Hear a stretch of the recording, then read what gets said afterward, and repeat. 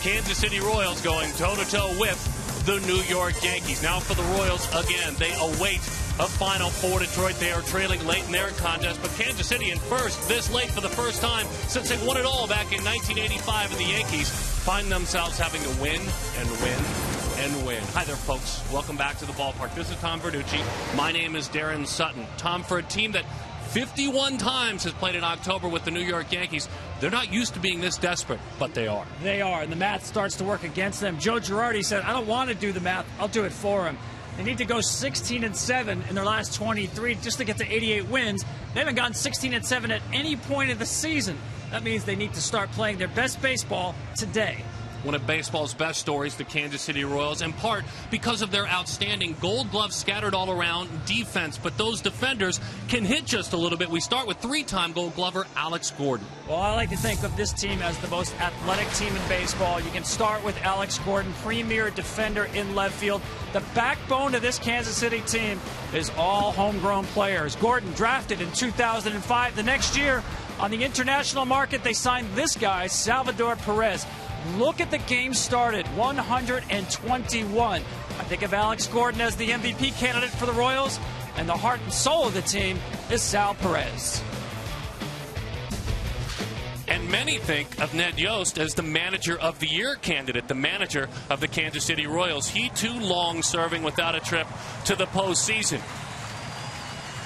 This is who Ned penciled in as his starting lineup and did so this afternoon. At the top of that order, we see Lorenzo Cain and the speed leading things off. Omar Infante, the veteran, he's been to the postseason before. Alex Gordon should win his fourth Gold Glove. Salvador Perez, outstanding reigning Gold Glover, slugging. He's been hot lately. Eric Hosmer, hand is better off the disabled list. Josh Willingham, one of those 1,000-plus games guys that has never played in October. They have Carlos Peguero in the starting lineup because he hit 30 home runs in AAA. Mike Moustakas and Alcides Escobar anchor the left side of the infield. They face a man with a heavy fastball and a pretty lively fastball. He came over from Arizona in a move earlier this season. Right-hander Brandon McCarthy. These are the Yankee numbers. 10 starts, a 2.80 ERA. He's rediscovered a cut fastball just a bit. Fastball with a very good curveball. That cutter adds on. He's a tall man, a lot of great leverage. 6'7", 200-pounder Brandon McCarthy. I like to say he's reinvented himself again. Years ago, he completely revamped his delivery to sink the ball. Now, with the Yankees, we're seeing more cutters, and he's gone to the four-seam fastball. In the zone, this guy has thrown 70% strikes since he put on a Yankee uniform. Facing a team like the Royals, very aggressive swinging team, the at-bats should go quickly. That is so far above league average. The average pitcher, about 6 out of 10 pitches in the zone, which means he's not a strikeout pitcher. He throws strikes. These guys will be busy. Zealous Wheeler, Jacoby Ellsbury, Carlos Beltran. Brendan Ryan, not Derek Jeter. Jeter is a designated hitter, but he's in there, folks. Chase Headley is at third base. Where would they be without the other Diamondback that moved to New York? And Martin Prado, the hottest hitter. They just got him back after a tweaked hamstring. Mark Teixeira and JR, John Ryan Murphy, is behind home plate. Gary Cederstrom is working behind home plate with him as we set the umpires. Chris Siegel is the first base umpire. Lance Barksdale. And at third base, the veteran out of San Diego State University, Kerwin Danley. Glad to have you with us in the Bronx. They've talked of rain for several days. We haven't seen it yet, and we wish it away as we get things started.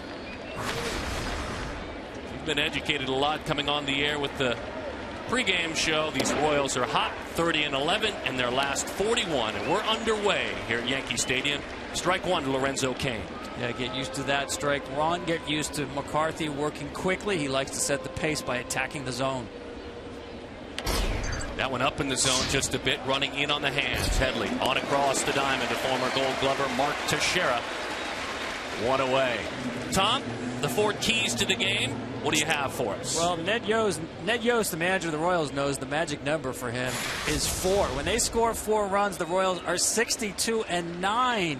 That is the best percentage in the league, the best actually in Royals history. And the Yankees, early runs very important. Why? Well, the back end of that Kansas City bullpen is lights out. Do not get late in the game if you want to come from behind on that Kansas City bullpen. Keys to the game brought to you by Ford. Omar Infante takes a pitch low and away. 1-0 the count to the well-traveled veteran middle infielder. 6 long balls, 60 batted in on the season. On base below 300 as well. Action on the infield, as Tom talked about. Just a couple of pitches and 2 ground ball outs. We don't need any change of game or pace of game rules with Brandon McCarthy on the mound. This guy, infielders love to play behind, and when he's on, you will see a lot of ground balls. Overall on the season, 8-14 with a 4.19 ERA, including his time in Arizona, where he pitched much better than his 1-loss record and his ERA. Well, here is the current face, as you see the shift he's dealing with, of the Royals, pride of Nebraska, Alex Gordon. Curveball. It's kind of his changeup. It misses low and inside. Yeah, that is his changeup. He used to throw one years ago, but pretty much abandoned that completely, the straight change.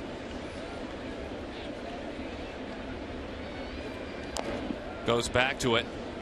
Ned Yost saying before the game with regard to that curveball, he's got it harnessed now to where he can throw what they call a get-me-over pitch, but then he'll get it for a swing and a miss as well, hard into the dirt. What a magical year for Yost and his squad in Milwaukee up until the final week of the 2008 season as a manager. Was let go where, interestingly enough, a man who's on his coaching staff as his hitting coach, Dale Swaim, took the Brewers the rest of the way. And that took the reins in Kansas City in 2010. And Tom, I would imagine you're hard pressed. There's his hitting coach, Dale Swaim, former Cubs manager. Cut fastball stays inside. He's got to be, Ned Yost, one of the leading candidates for the manager of the year. No, without a doubt. I think there's nothing more important other than running the clubhouse for a manager to do than to run your bullpen. And as I said, they're not just lights out. They're still pitching very strong deep into the year. It's that wipeout curveball, and that's how locked in Gordon is. Didn't even show any interest in offering it that one. Trying to get that team back to 500, but you know what? And I mean during his tenure overall. You get to October, all is forgotten. Missed the inside corner. A little bit of a comebacker. Couldn't get the call there. Now, the interesting thing with the McCarthy is, because he throws all 2-seamers and an occasional 4-seamer as well, almost everything moves, but at times it's flat, at times it moves with a vertical dip. Well, it's interesting. The last 2 starts, he's actually thrown more 4-seamers than 2-seamers. And that's with the real help of Brian McCann, who's not behind the plate today. Brian McCann said the hitters are so locked in at the knees and below with the cutter-sinker combination, you need something up in the zone. Brian McCann did something similar with Tim Hudson in Atlanta. Same thing, changed the eye level. And Brandon said, I'm getting a lot more swings and misses up in the zone on the 4-seam fastball. That's why I said this guy has really reinvented himself again and again. One of the deepest thinkers you will find on the pitching mound. There's Brian McCann, day off today. One of his colleagues in the catching profession has had another great year. Salvador Perez deals with an 0-1 count. 16 home runs. Kind of a heart and soul guy. You would call him one of the unofficial captains in the locker room. J.R. Murphy working with Brandon McCarthy. There's that sinking fastball, changing eye levels on the ground. Perez rolls into a fielder's choice. In the strike zone, action. Yankees, can they find some offense early?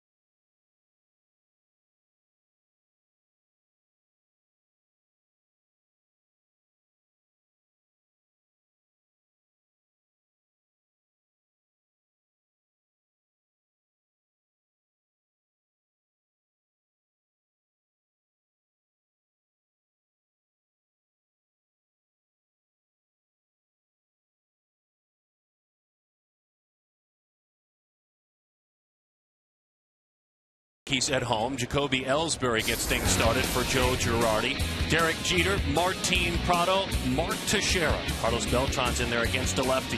Chase Headley with a big home run a couple of nights ago. Zealous Wheeler, super defender Brendan Ryan plays short. Jeter is the DH, and J.R. Murphy is behind the plate.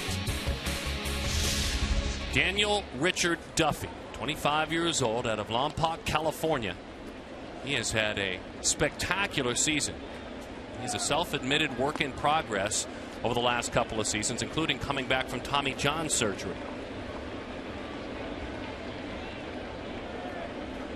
Ellsbury looks at a fastball that rides in at his knees. Hard to argue with one of the best ERAs in the game at 2.42 from the left side. His strikeouts are actually down this year, but so are his walks. There's a lot of uncomfortable contact from opposing bats, aren't there, Tom? Well, that's the reason why too hard to handle. The two pitches, really, the four-seam fastball and the curveball, are just wipe-out pitches. You saw that batting average against 201. They want to check on him right here. Threw one pitch. And you saw Mike Moustakas, the third baseman, go over there, and something just was not right with Danny Duffy. He called out Ned Yost.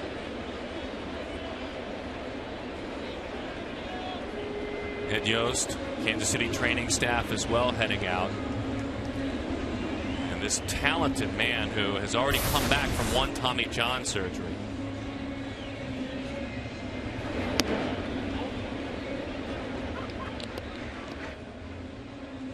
You could see as soon as he let that ball go, something wasn't right. And obviously something there just causing him discomfort. See if you see any grimace after the pitch. And a little bit, yeah. As soon as he let that go, it came out of his hand. One pitch.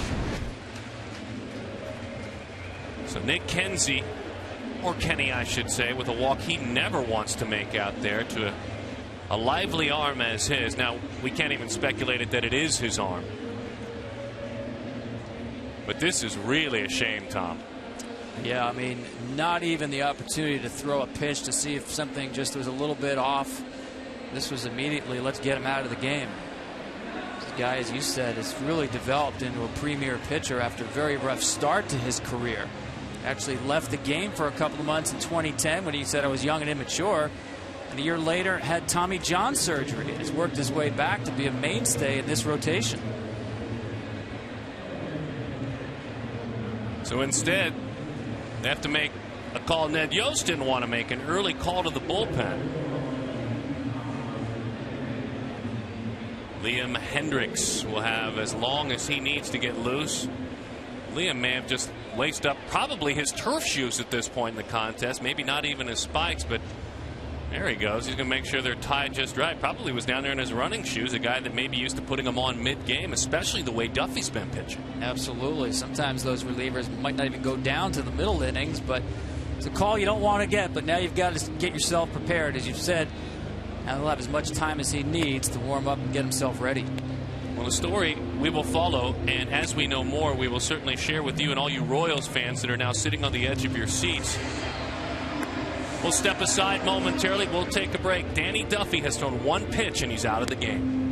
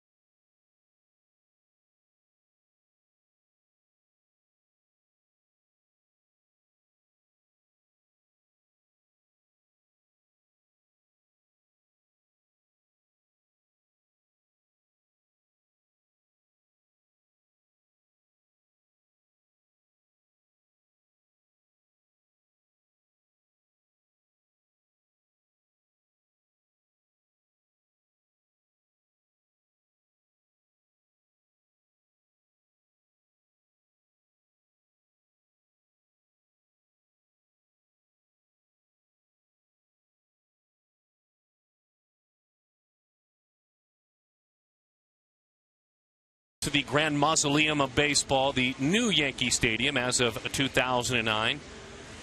As we welcome you back, the right-hander warming, and a man who made a lot of starts in the minor leagues, Liam Hendriks. Now this, Tom, is earlier. Danny Duffy playing some catch, getting ready to go into the bullpen, warming up. Yeah, that's just playing catch, loosening up, as you said, before he gets on the bullpen mound. I'm not seeing anything obvious here other than shaking out the arm. Now, that could be part of his normal routine, but he did that quite often, just tossing the ball in the outfield before his bullpen session.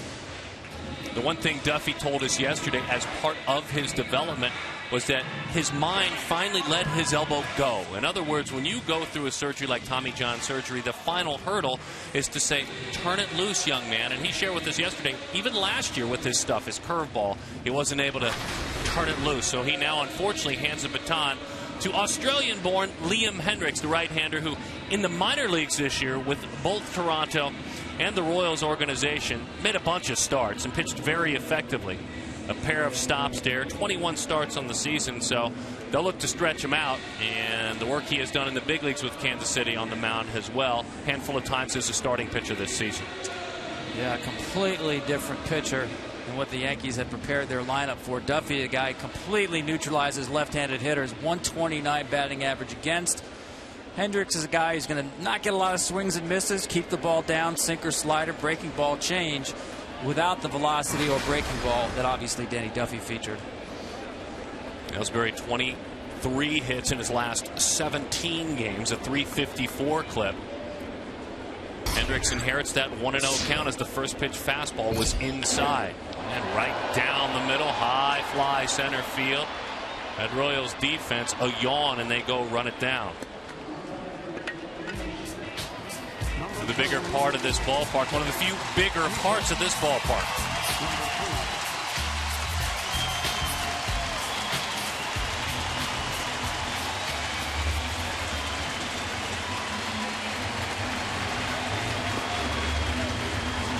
It's a common occurrence for the face of this game for a generation.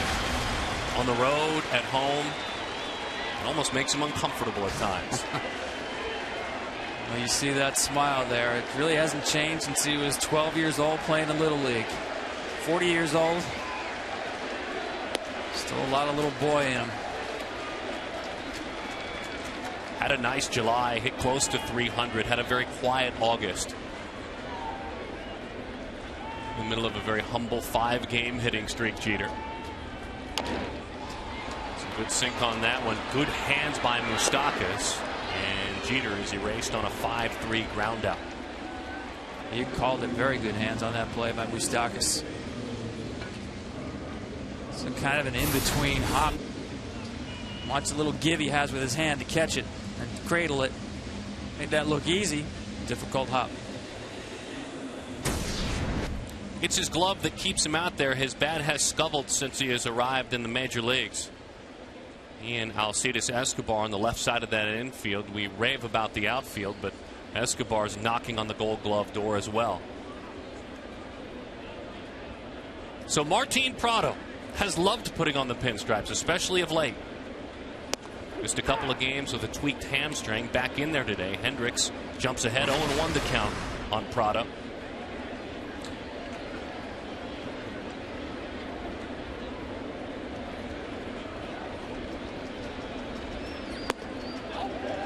One thing that happened when Duffy went out, as he goes around 0-2 the count, is that Prado's batting average dropped dramatically. He destroys lefties. Not so much against righties this season. Well, you saw the check swing there. If you're Liam Hendriks, that's what you want to see. That means you've got the good late break, the tilt on the slider. Right-handers with the check swing. That one left out over the plate. And on an 0-2 pitch, Prado went to feasting.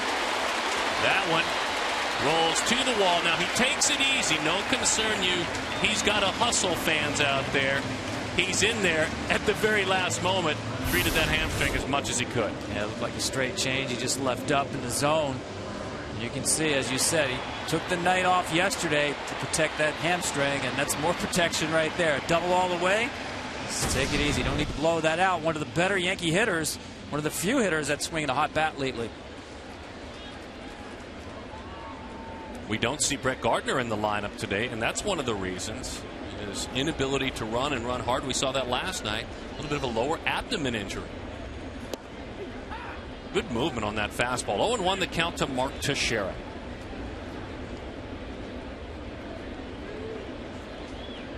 He, like his teammates, health issues this season. Not dramatic, hamstring problems this year. So we see a slider and then a 12-6 curveball. So 2 different breaking balls from Hendricks. He needs to change speed. Rarely see the same pitch twice in a row. Continue to mix location and velocity.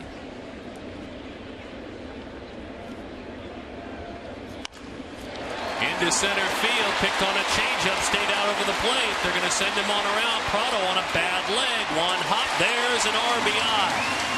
You've got an unfortunate change of pitcher for the Kansas City Royals with Danny Duffy going out, and all of a sudden a bunch of left-handed hitters saying, I'm glad I signed up to play today.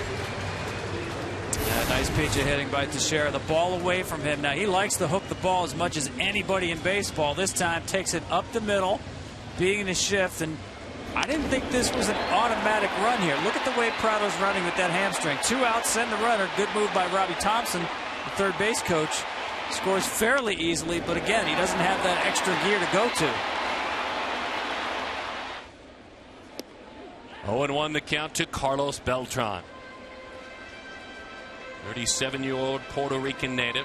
15 home runs this year.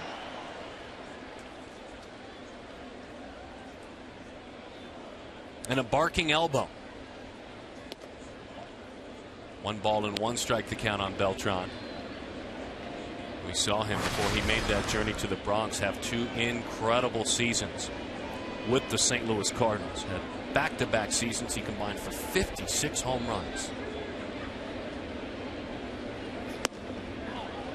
And we see another defensive shift, Tom. Ned Yost talking before the game that he leans on his coaching staff for all those moves, but they shift as much as anyone, wouldn't you say? Absolutely. Well, especially when you play the Yankees. A lot of pull hitters from the left-hand side. So if you load your lineup with a lot of pull hitters, hoping to hit it in the porch, all this shifting could actually hurt you in the end, couldn't it, if you're the Yankees? Well, yeah, I think in this day and age, if you're a left-handed pull hitter without speed, there's no question it's going to deflate your batting average. We've seen that happen to the Yankees. And balls in play to the pull field with their left-handed hitters, they're among the worst in the league. Now, it's great when you hit the ball out of the ballpark in that short porch in right field. But that deep second base right there that you see Infante playing really takes away a lot of hits. Now, personally, I would not hold Teixeira on at first base here. I'd be playing behind him on his hip with a pull hitter and 2 outs. I don't think Mark's going anywhere. Better change up there, down and away. 2-2 the count. Changeup hurt him against Prado, hurt him against Teixeira as well.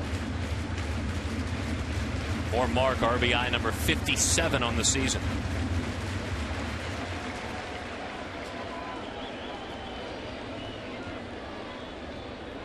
They've looked under seats, under Yankee caps. Offense is hard to find for this club this year. They can't find it anywhere. There's that shift. I would imagine that play is made either way, but in shallow right field, Omar Infante retires Carlos Beltran. Teixeira gives him a lead, 1-0.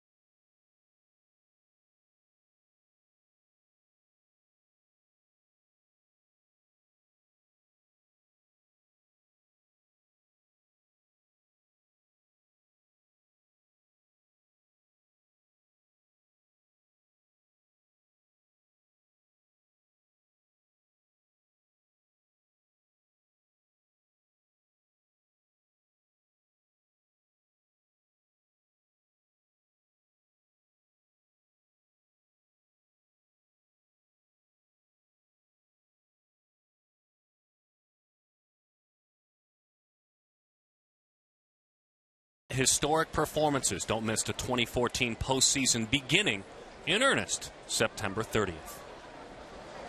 McCarthy begins in earnest and works through the innings at the same pace. Eric Hosmer, Josh Willingham, and Carlos Peguero for the Kansas City Royals, who trail the Yankees 1-0.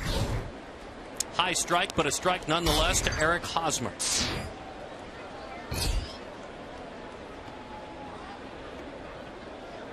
Back in July, Hosmer hit in the hand by a pitch from John Lester. Had to miss the entire month of August with that broken bone in his hand. Jammed there and hits a sinking line drive out to the sure-handed Brendan Ryan. One away. Well, you called it jam. That's the book on Hosmer. Has trouble with the ball hard in. That's a pitch he should be able to pull. And instead, into his kitchen and the easy out by Brendan Ryan.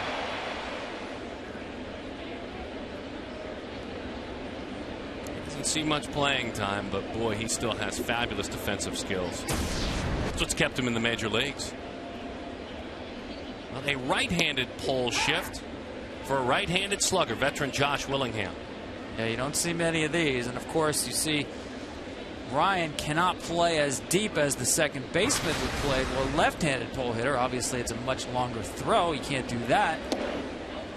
So when we talk about these overshifts, they really harm the left-handed hitters much more than the right-handed hitters. Good luck getting a ball between there, huh? That's a wall of infielders. Reminds me of the game last week in San Diego when Don Mattingly used 4 infielders with the infield up on the right side of the infield about Seth Smith, and it worked. And there you see the hits by direction. They've got all those numbers and a lot more. It did have a Keystone Cops look to it, didn't the Dodgers? That was very fun to watch. Breaking ball and he doesn't chase. Certainly prone to strike out along with the power. 2-2 the count. You know, in that shift, Andre Ethier came in from left field to play first base. The only time I've ever seen a guy playing first base in the big leagues with a fielder's glove. Adrian Gonzalez was next to him. Fastball rides in, elbow below it just a bit. 3-2 the count, 1 away. Yankees lead it 1-0. 1 away, top of the second inning. 5 times he has gone above 20 or more home runs in his career. That's why they brought him in. There looks to be plenty of room, and it's hanging around home plate.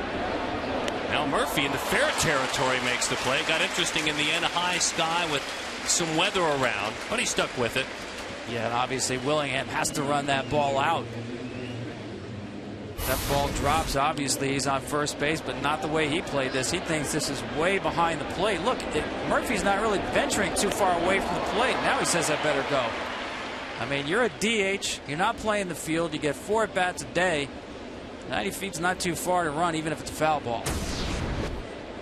And the way he has played the game, the solid reputation accompanies him, he's probably kicking himself right now. He knows it. And again, that's the 4-seam fastball, too. 3-2. McCarthy went with it up in the zone. Didn't get the swing and miss, but he got the pop out. Sinking fastball, 0-1 the count to Carlos Peguero. He's looking at it. He's got a good look at it. He's heading back to the dugout. Whoops! Left-hand turn. Fastball, curveball, no balls and 2 strikes to count.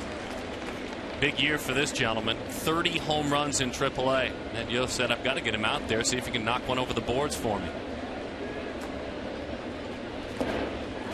That's the put-away curveball. That's the pitch he's perfected. J.R. Murphy, a nice job blocking up behind home plate. The swiftly moving Brandon McCarthy. Not now, but when he pitches.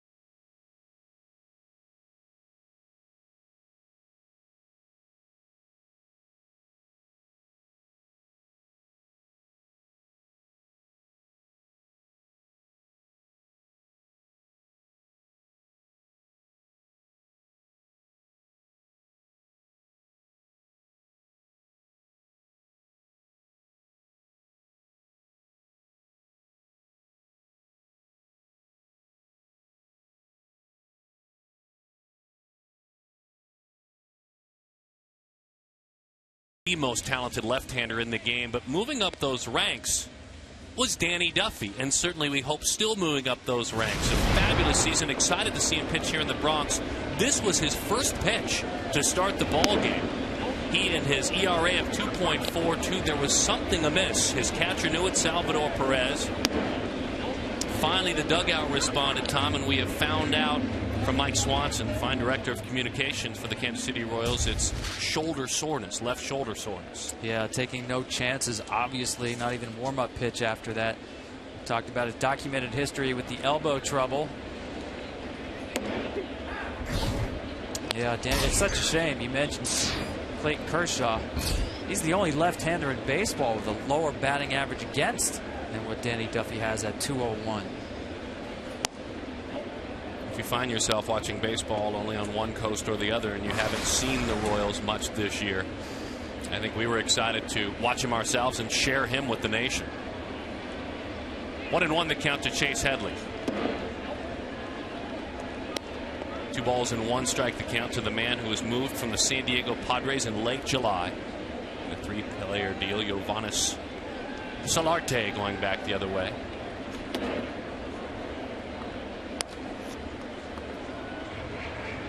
Danny Duffy was a guy who went to spring training competing for a rotation spot, lost out on that 5th spot to Yordano Ventura. Started the year in the bullpen. See the fastball by Headley. Danny came into this start with 141 in the 3rd innings. That matches his professional high. Again, he's a guy who's been shut down before because of Tommy John surgery, 25 years old. Just have to hope with his talent and the way he's worked back himself from the Tommy John surgery that it's something minor that maybe a few days off can address. Zealous Wheeler with 1 out. We thought we might see the well-traveled Chris Young, former Diamondback and Met, out there. But instead it's Zealous Wheeler that gets to start and promptly hits a fly ball to center field and is retired. Later tonight, you can catch college football right here on Fox Sports 1. It's the BYU Cougars heading to Austin to take on the Texas Longhorn. And then Texas Tech battles UTEP. Coverage begins at 7:30 Eastern right here on Fox Sports 1. And, of course, streaming live on Fox Sports Go.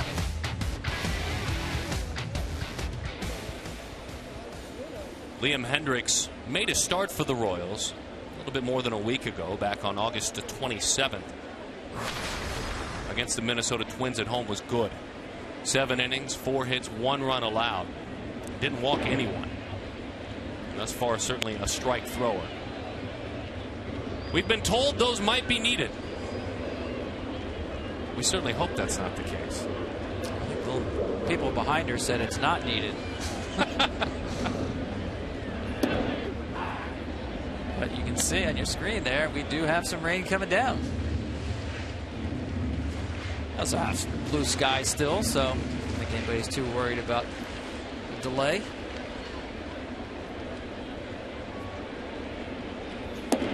Ryan takes a diving fastball. 2 balls and 1 strike the count to Brendan Ryan. That wind is the same wind that blew the Willingham pop-up back into play. And a wind that will help hitters should they elevate a ball. This one on the ground, though. Hendriks pitching a lot like McCarthy. A ton of strikes, a lot of movement, keeping the best defense in baseball active and effective.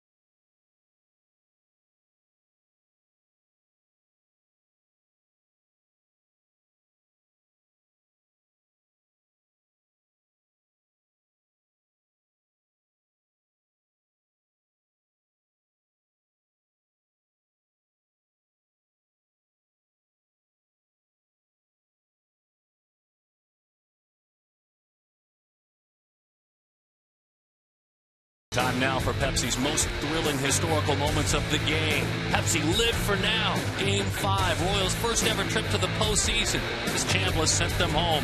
What an epic series it was, though, between these two teams. Chambliss a walk-off home run. The Yankees head to the World Series where they would defeat and move on those New York Yankees, winning it all in 77 and 78 as well.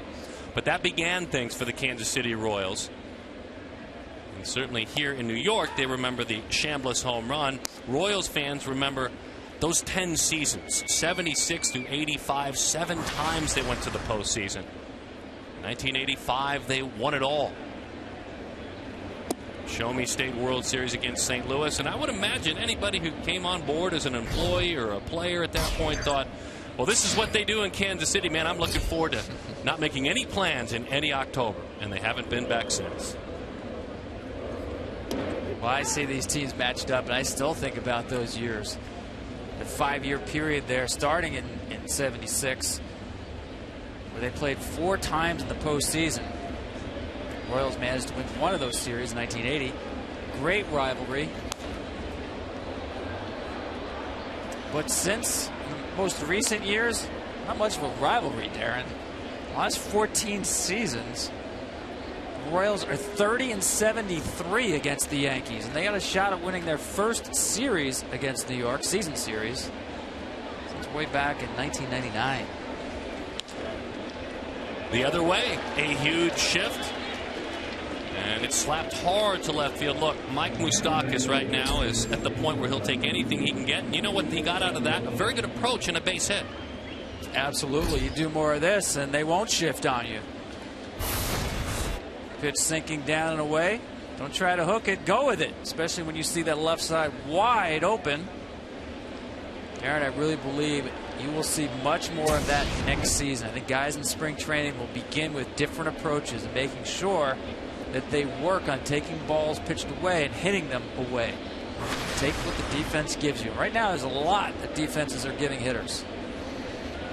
Number 9 hitter Alcides Escobar pushes that one to the right side. No balls and 1 strike the count on the 27-year-old Venezuelan native. A couple of years back, his glove was always there and always will be. He's a fabulous defender, but a couple of years back he had his finest hour offensively. Hit .293, an on base of .331. Took a step backwards, saw that batting average and on base drop pretty dramatically last year.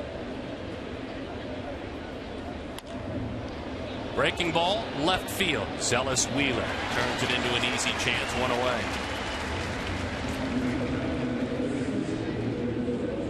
Brandon McCarthy can make you swing and miss, certainly with that kind of stuff, but he's not trying to. Trying to gain some uncomfortable contact. That was a pretty good example as well. Pitch selection was key. That wasn't a perfect pitch by any means. No, it was nice that he made that mistake to the number 9 hitter. I'm sure he did not want to leave that one up as much as he did. He's found a way to bump those strikeouts up here in New York. Lorenzo Cain, he grounded out to third back in the first inning. 1 for his 4 at-bats in his career against Brandon McCarthy. It's a fascinating matchup for a guy who pounds the zone with a team that loves to swing the bat and be aggressive. I think what Brandon's doing a good job of doing is throwing quality strikes, not just getting the over strikes. And he gets to this point 0-2 as a Yankee a third of the time. That's 10% higher than the league average. I mean, you figure all of your at-bats, if you're an opposing hitter right now as a Yankee, and it's 10 starts, so at least a decent sample size. A third of the time he's at 0-2. Yeah, that's a tough way for a hitter to make a living, obviously, and he's got so many options here. He's going to go to the fastball. See if he goes to the 4-seamer up. Sinker down and in. We've seen how good that curveball has been early in the game as a wipeout pitch. He certainly has that as an option.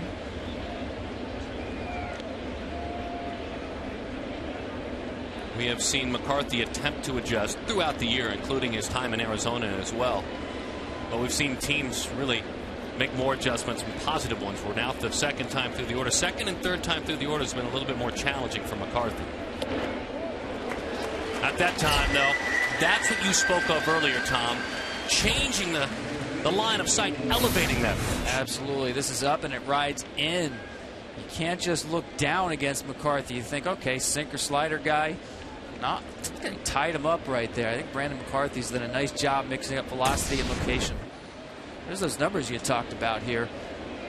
I think a lot of these numbers came out in Arizona when they took the cut fastball away from Brandon, really reduced the repertoire of pitches that he had. I think the numbers with New York have been much better holding his stuff with more stuff throughout the game. Omar Infante just below the knees. 1-0 the count. Well, the secondary numbers say, too, there was some bad luck involved. He had a high ERA, but if you look at fielding independent pitching and take away some of the things that go into the game and contribute to ERA, it was below 4, about 3.8. And a really high batting average for all balls that went out and played. It's a challenging ballpark in which to pitch in Phoenix. It really is. People don't realize it's, highest elevation other than Colorado. And the dry air as well makes it very difficult to spin the ball. And I think that's one of the reasons why he had so much trouble with the cut fastball in Arizona. And it got to the point where they said, stop throwing it. And he did. And once he got here to New York, Larry Rothschild, the pitching coach, encouraged him to go back to that pitch. I think he's found that pitching here and the heat and humidity and a little more moisture in the air, he's got a better feel for it. And he does for that as well. 2-1 to count. The curveball spikes in there. He's an interesting player to cover today, whether you stop by like we are on a single day or those that cover him every day. He's youthful in a sense that he's very active on the internet, is a writer, very active on Twitter, will engage his fans, which can be a challenging and a risky thing for an athlete, but he does it very well. His humor is over-the-top intelligent humor. Toward the hole, ranging, Ryan, long throw. Great effort there, but there's nothing you can do. Couldn't put anything on the throw.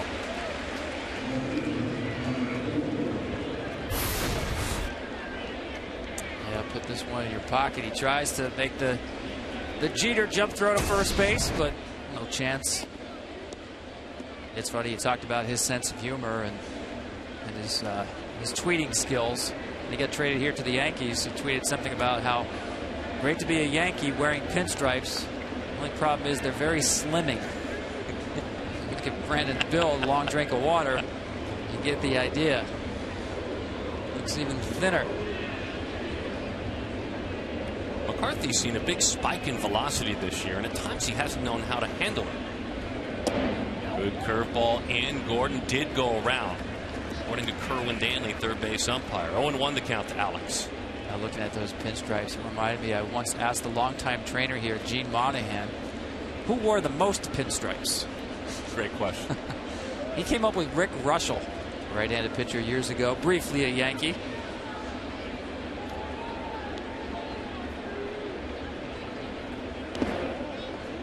Went over 1,000 games in his career as a Royal.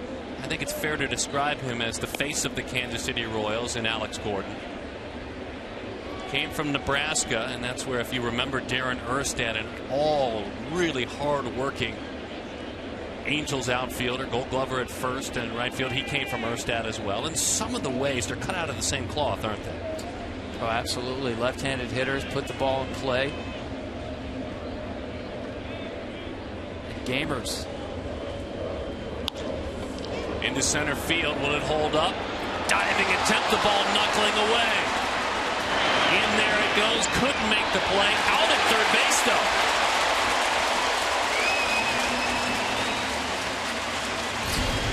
The run did score. We are tied at 1. He didn't give up after he didn't hold on. A good recovery. 1-1.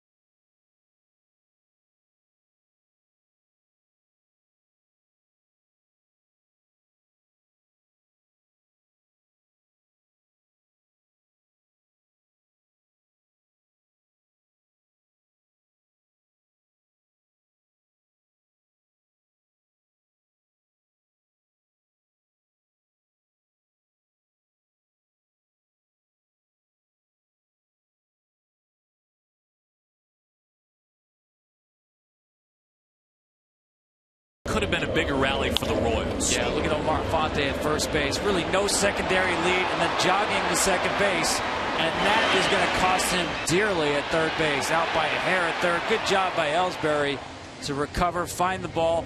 Good throw to Headley at third base, but to me, Infante with 2 outs got to be running much harder and starting with a better secondary lead.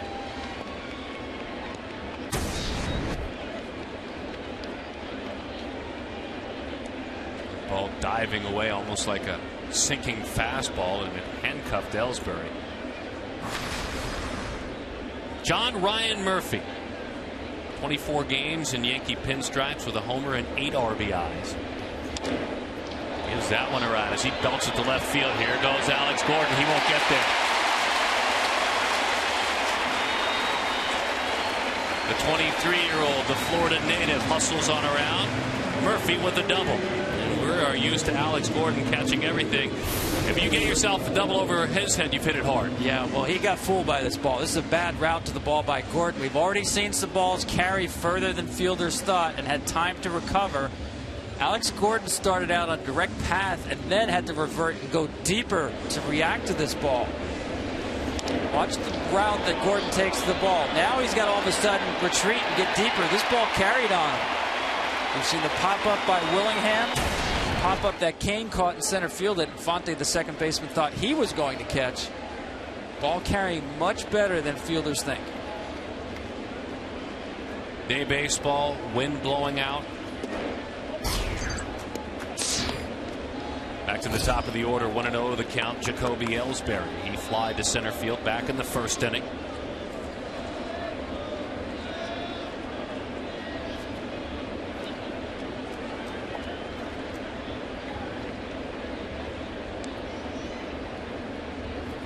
Defensive shift just a bit, a high strike, 1-1 the count. And I'm not sure if Alex could have caught that ball, even if his first step is back and he gets back towards the alley. Ball was hit very well by John Ryan Murphy. He gets spoiled by this guy. I think he's the best defender in left field in all of baseball. And you're right, when the ball finds some grass out there behind him, you're surprised. All even across the line score, and that one into the left center field gap. Here goes Kane. He won't get there. Stretching out the outfielders. The Yankees getting it going. Ellsbury thinking about 3. The relay. The slide. Safe.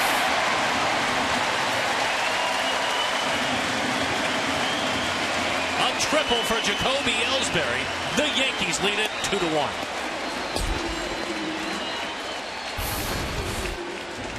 This ball is absolutely scalded. No shot for Lorenzo Cain to run this down. You have to love the base running, the aggressive base running by Jacoby Ellsbury. Thinking 3 all the way. Very close play at third. Taking a look at it. Once he sees Cain's back turned towards him, now he thinks he's got a shot at 3. Cuts the bases well. See Moustakas with the tag. One thing I've noticed this year, Darren, it's a close play, but I've noticed a lot of teams instructing their fielders to maintain the tag on the runner because of instant replay. You can come off that base for a split second and get the overturned call. Infield drawn in for Derek Jeter. To the right side, 0-1 the count on the Yankees captain. He didn't keep it on the whole time. He went back and tried a second pass at Jacoby. Tom, and in the same breath, base runners now are very aware, too, not to get immediately comfortable. You could see how he quickly, Ellsbury, grabbed that bag with his bare hand. It's changed the way players play the game.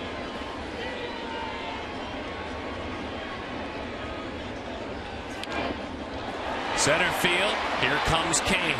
Ellsbury tags. Lorenzo to the plate. Throw a little bit high for Derek Jeter. Career RBI number 1,301. And the Yankees lead the Royals 3-1. Very good situational hitting by Derek Jeter. The most extreme ground ball hitter in baseball is Derek Jeter. And he realized that time, try to get something to elevate the big part of the field. Got the job done. Tomorrow in this ballpark, it will be, and it has been all season long, quite frankly, if you walk the concourses, number Tuesday all day. And they will have the Derek Jeter retirement ceremony, which is an interesting choice with some weeks and some important games yet to be played for the Yankees captain. That'll pack the house for sure, and deservedly so. Absolutely. Wonder what he thinks about it. He's still trying to get this team to the postseason. A lot of baseball still left, especially at home. Not quite ready to say goodbye, but for the fans, it's a great opportunity. He said tomorrow, Derek Jeter Day, and they'll be wearing patches for the rest of the season honoring the captain. The ball's in 2 strikes to count on Martin Prado. He doubled and scored back in the first inning. Prado diving attempt, didn't even leave his feet in the end. Escobar. It's a single for Martin Prado. Let's check in with Ryan Field. It's time for a game break.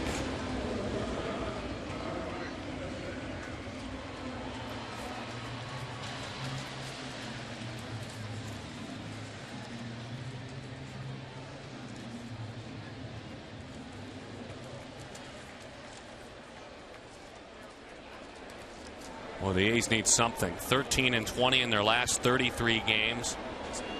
Since August the 1st, they're a club that hits collectively .223. Into the dirt on an off-speed pitch. Perez kept it with him just about 15 feet away, but far enough for Prado to move up on the wild pitch. This is the case of the spinning breaking ball hitting the ground and bouncing the opposite direction. See, actually, Perez didn't have his shoulders quite squared up, and that's why the ball kicked to the right. The left shoulder being closer to the plate than the right. Obviously, it's like a backboard. If it's turned, the ball's going to bounce to the side rather than in front. 1 ball and 1 strike to count on Mark Teixeira. He singled in a run back in the first inning. 1,170 career RBIs for Teixeira. Maryland native and the pride of Georgia Tech.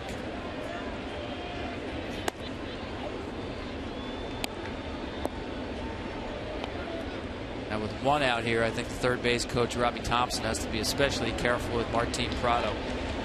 Tough to get him home on a hit with that bad hamstring.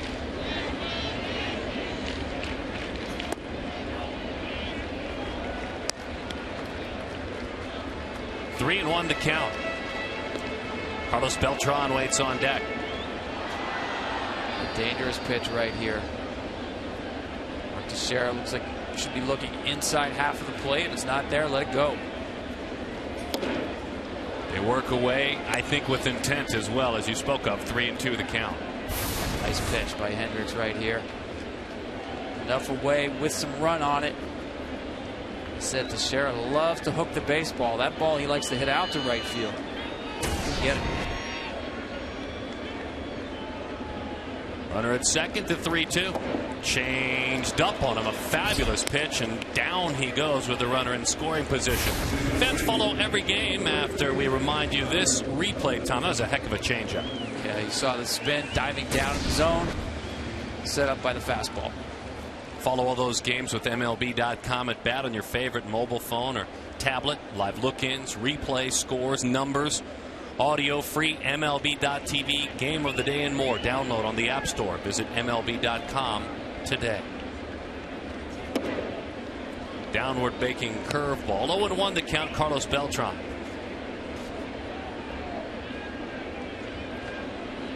Grounded out to second back in the first inning.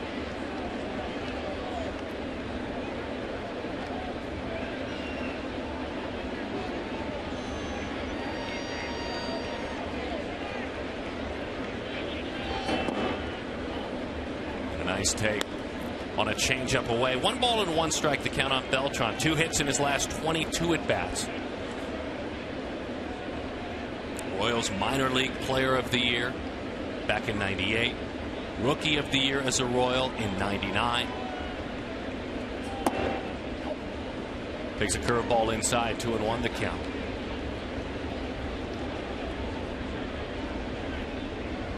Find yourself as a Yankees fan thrilled about those 3 runs early. That's a breakout for this team, the way they've been going lately, especially as you said early in the game. Just hangs around. 2 balls and 2 strikes to count. Is it age? Is it shifting? Is it pitching specialization? And have guys like Brandon McCarthy not getting a ton of support. Why are the Yankees struggling? Yeah, a little bit of all of that. I think you're talking about the oldest team in baseball. That means you are susceptible to injuries. That's certainly been a part of the story. With that one on the ground on a pitch down and away. Moustakas gobbles it up and fires on across. But today, Yankee Stadium, there is some offense. It arrived on the D train, and it has been on the move ever since. Ellsbury aggressive. Come on down, my friend.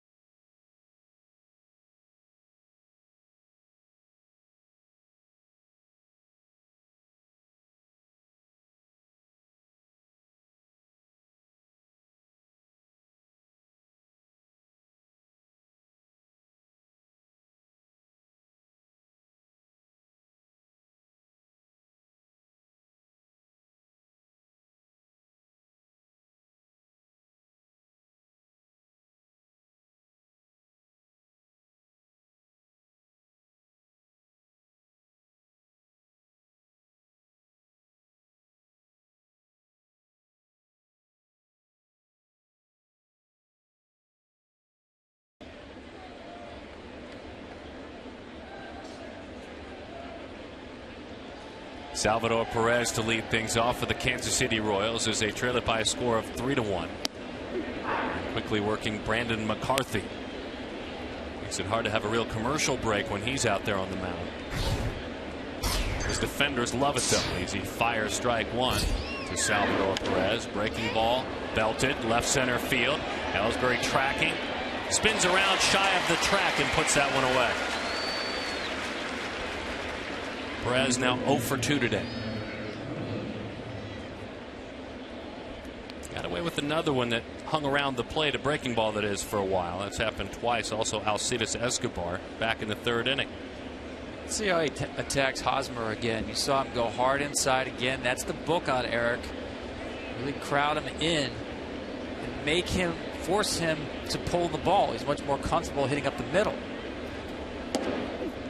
So a breaking ball outside corner, 0-1 to count. Really, to me, it's the way he loads his hands. You'll watch him when he takes his hands back. They will go behind him. Not just back towards the catcher, but he'll pull them back and rotate. It takes a little while to pull those hands through the zone.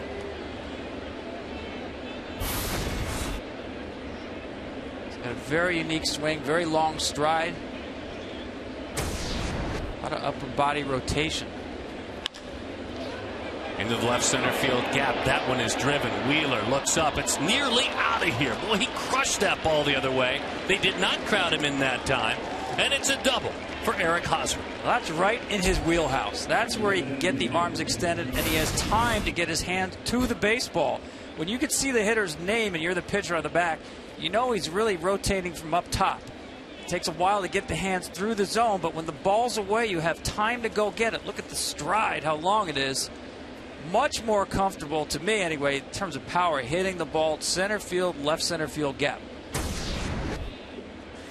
Dale Swaim, his hitting coach, said Our ballpark in Kansas City, Kauffman Stadium, kills him because he hits so much. Hitters like to say V it up, the V there on the diamond between the left fielder and the center fielder, and then in the other gap.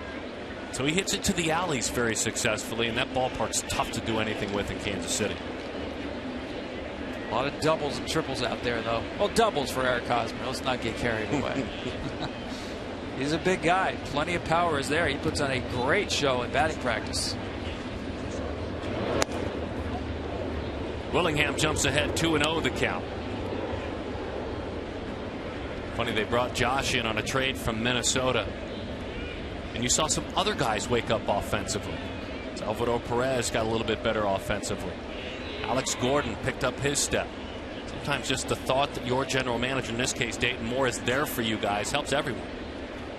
I'll tell you, Darren, another reason why I like this pickup, the veteran leadership. Josh Willingham, Raul Ibanez, I thought those guys, they kind of complete the team. We know all about the young core of the Kansas City Royals going through their first pennant race. Raul Ibanez right there. Two big pickups, great influences in the clubhouse.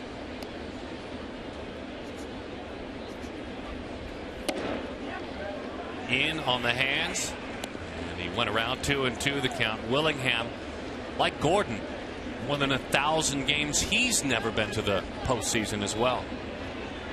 We saw Adam Dunn get traded to the Oakland A's. The most of any active player, more than 1,900 games without playing in the postseason, trying to get there for the first time. Good take on a breaking ball. 3-2 the count.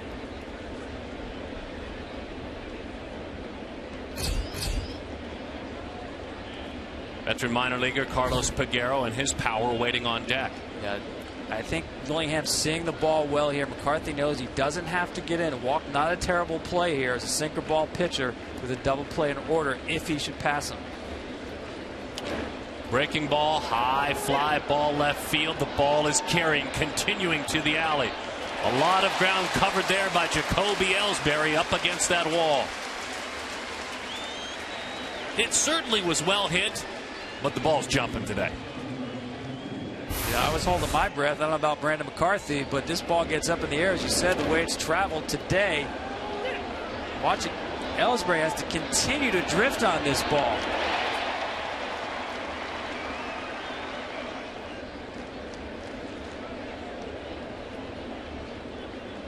Nice play. Boy, the Yankees have really been happy with his defense out there. They knew he was a good defender, but when you get to watch him every day,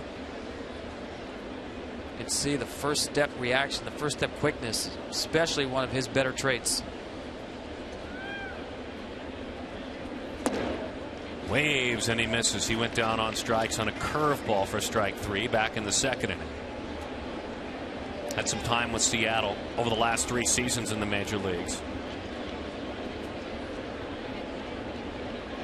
Close to 200 minor league home runs. Slugging percentage over 500 as a career minor leaguer, but you see you don't get many major league shots. You're not very selective. Nice job staying off that one. We saw him chase the first time up on the breaking ball, and very aggressive first pitch here. Settle it down. See if you can get McCarthy into the zone.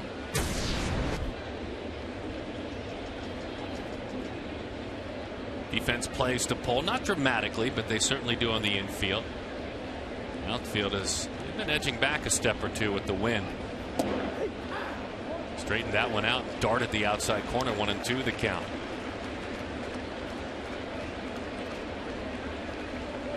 McCarthy, one of those guys that certainly will tell you, I'm kind of a self-coach. He's got a good one in Larry Rothschild, but he's constantly analyzing himself and the numbers that go along with it.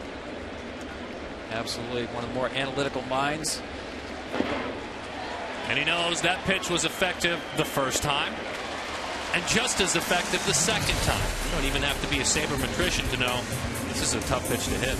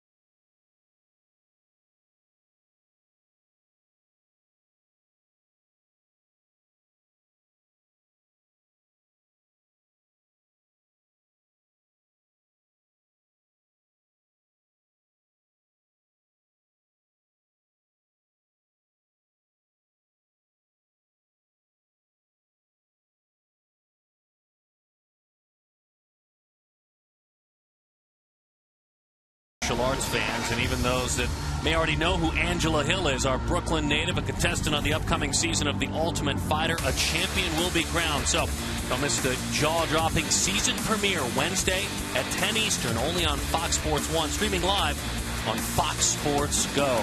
Started out with Muay Thai just to stay in shape. She's going to make a name for herself in mixed martial arts. Glad to have her here at Yankee Stadium today. 1-0 the count to Chase Headley. College baseball as a Tennessee Volunteer, Colorado native. A couple of years back, they were tossing out MVP votes his way, talking long-term contracts, and Headley just hasn't experienced the kind of power and offense that he did back in 2012 since. Really, that was kind of an anomalous 70-game stretch. More than half the season, a little less than half the season out there in San Diego. Just was on fire, especially producing runs.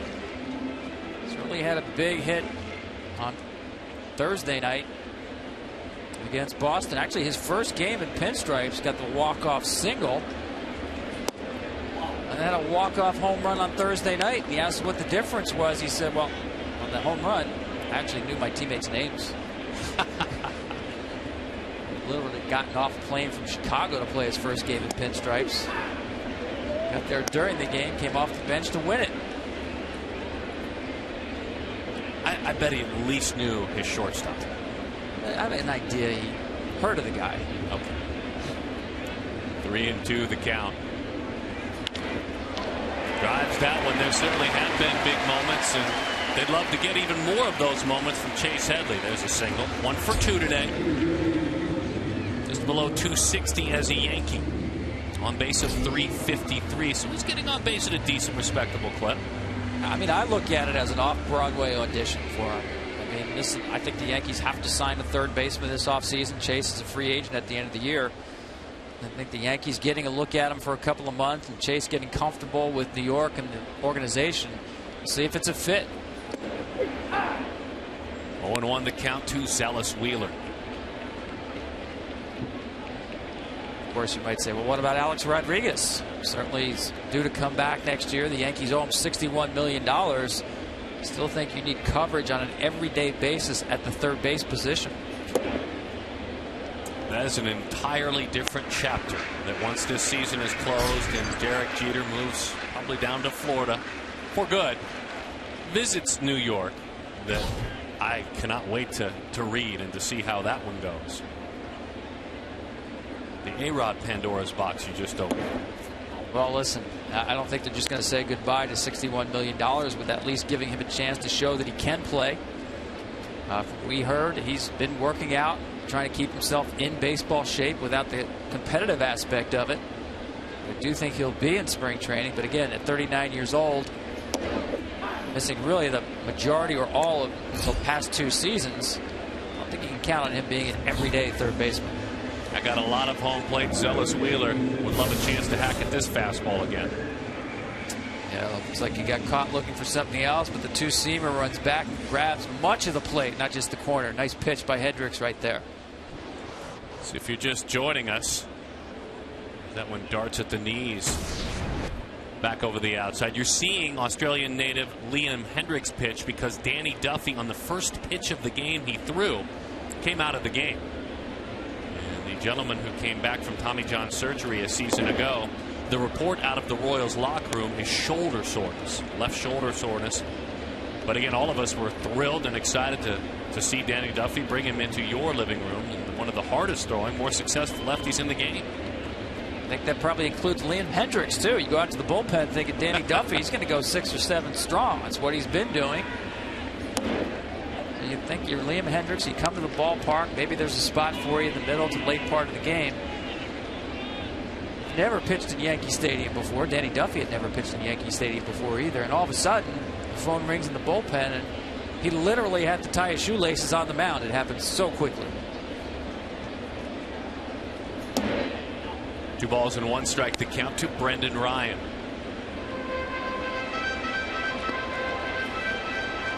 Made a spot start with Ventura going down, the hard-throwing right-hander. Skipped him in a start and pitched very effectively.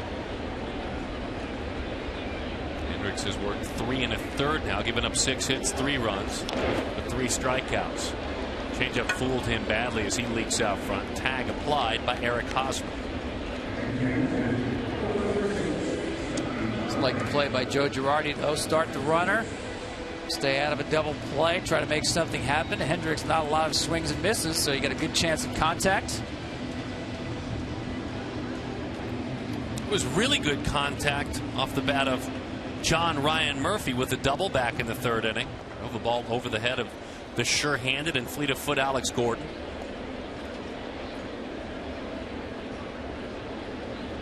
Working his way through the Yankees system, a 2009 draft pick. There's his battery mate, Brandon McCarthy. Some run support. This young man out of Princeton. So all you catchers watching would say, of course he's a catcher. Someone with that kind of academic pedigree. Isn't that where all the smartest players on the field reside? There's a lot of guys from Princeton. Chris Young, pitcher with the Mariners, not the Yankee outfielder. Will Venable with San Diego Padres. The Yankees have a minor leaguer in their system by the name of Mike Ford from Princeton. Ivy League school has had 48 players drafted since the inception of the Major League Baseball amateur draft come out of Princeton. Scott Bradley, the coach there, former Yankee, does a great job with that program.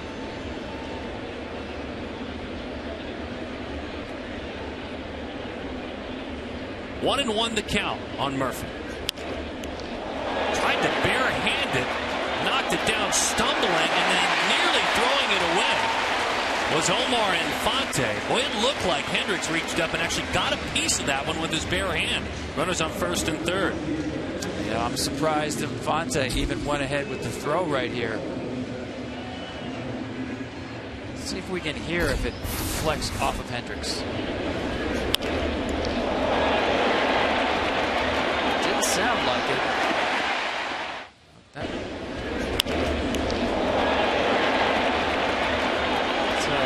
Kids at home, that's not advisable. Try to get leather on it or let it go. Nice job by Hosmer saving a run there.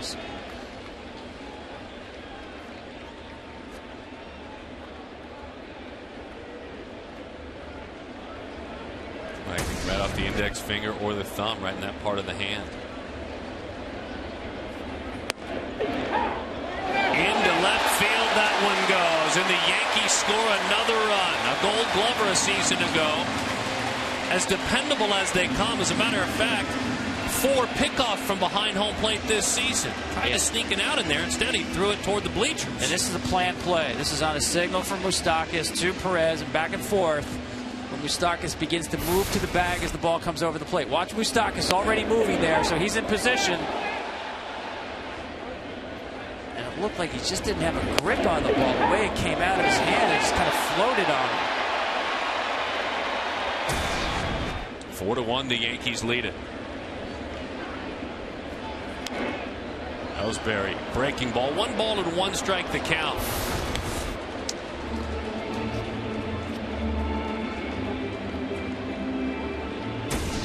That tells me they must have seen something with Headley in the films and scouting the games where he might wander off the bag a little bit.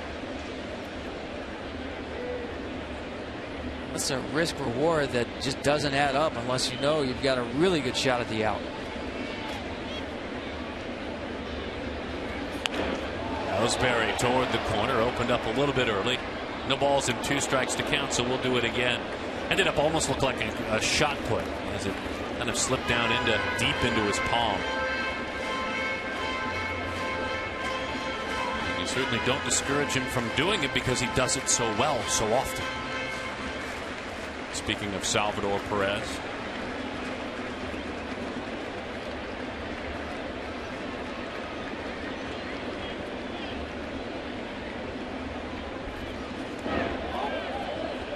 Did not go around. Well, once you get to 4 runs, if you're the Yankees, you've done something, especially in the designated hitter era from the 70s when things started being looked at. This is just a team that is not hurting the baseball much this year. Look at that. Would not think, especially playing in this ballpark. You under 4 runs per game. Actually, their average at home is even lower. It's the lowest in the DH era. That's the one that's most surprising. I think they would at least thrive here. Oh, especially with all that left-handed power. It's intentional. The Yankees over the years have loved left-handed pitching, left-handed power, and it's all about that short porch in right field. Not long ago when this place opened in 2009, they were saying it was way too small. The park just played too small. Not hearing that this year. Into the seats, look out over there. Roseberry signing a lucrative long-term deal to go to work for many years for the Yankees, but gave back to Oregon State where he played his college baseball. As a matter of fact, not too long ago this summer, donated $1 million to the program. To help with the facilities, head coach Pat Casey went to work on Goss Stadium when he put the pen to check. Very generous donation to his program.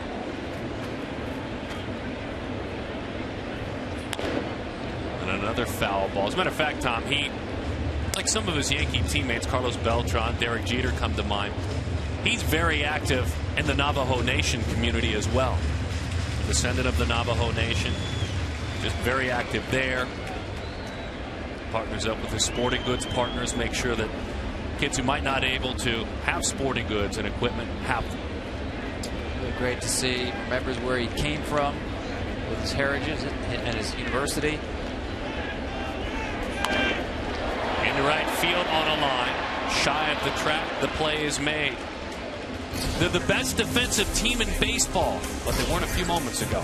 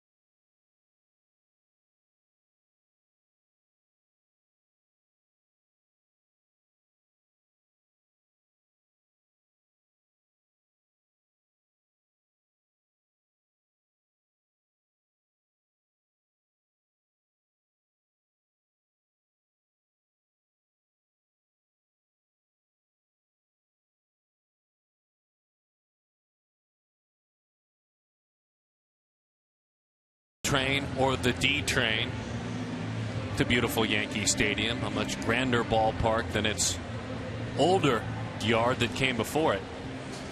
Not quite as intimate, but certainly already memories being made here in a team that is scampering and scrapping and hoping to get back to postseason. But Tom, as you told us coming on the air, as New York leads it 4-1, they're going to have to play some fabulous baseball these last few weeks.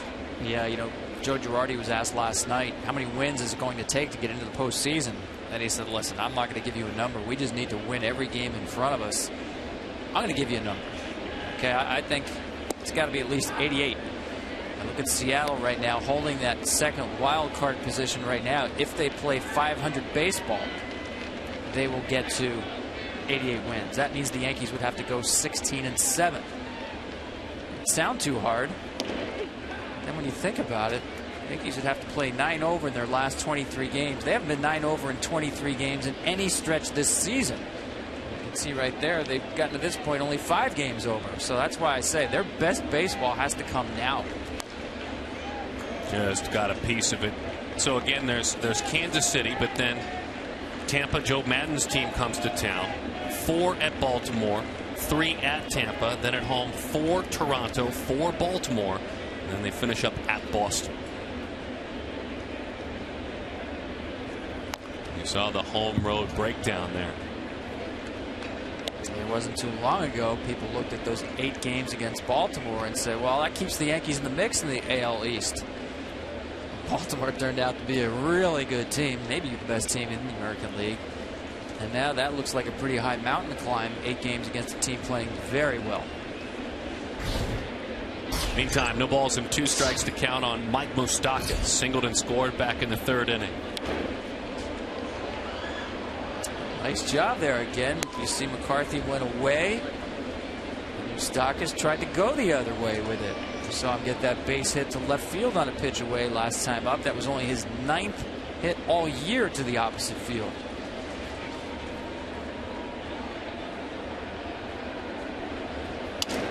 Broke his bat on 1 hop.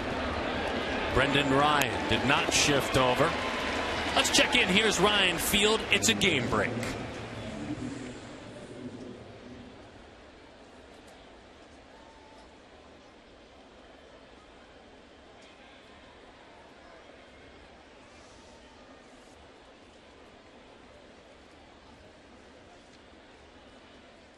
Hitting .341. Thank you, Ryan. Hitting .341 this season.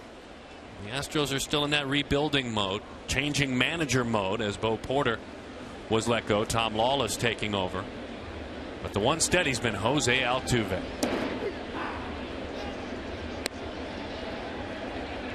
No balls and 1 strike to count. Alcides Escobar.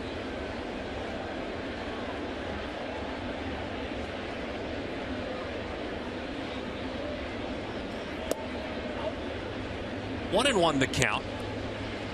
People may be surprised with the Royals in first place this deep into the season, but this guy at the plate, Alcides Escobar, not surprised. They asked him in spring training what they could do this year. He said 100 wins.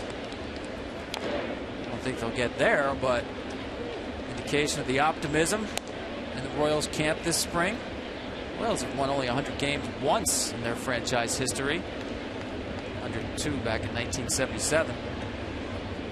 Team that finished strong last season really brought it into 2014 season. And they have, for the first time in a long time, even for part of last year, carried the burden of expectations. For a lot of these guys, that's a welcome burden. They're glad to shoulder that load. I think that's a great point. I think games like this, series like this, all part of the maturation process. Coming to Yankee Stadium in September in first place. Billy Butler not in the lineup a moment ago in that shot. Butler, the longest serving Kansas City Royal. He is over 1,500 games without a trip to the postseason. He said, I'll be honest with you, he told me yesterday, it's wonderful to not think of myself when hitting in September. I don't really care what my stats are. I think of my teammates, and when you're losing 95 games, let's be honest, it's a me game. 2-2 the count. That's a great point. I mean, that first time, it's got to be special. You know, not everybody's Derek Jeter. 2,700 plus games for Derek Jeter. He's only played 1 game in his career where his team was eliminated. That is ridiculous. You go to a guy like Alex Gordon. He has played 94 games already in his career in which his team was eliminated. All they can do is ask some of their teammates, and not too many of them, what are the playoffs like? We've seen them on television. We've read about them. Good guy to ask is James Shields. Good guy to follow in every way. Staff leader, pitched an absolute gem last night. One of the few here with postseason experience.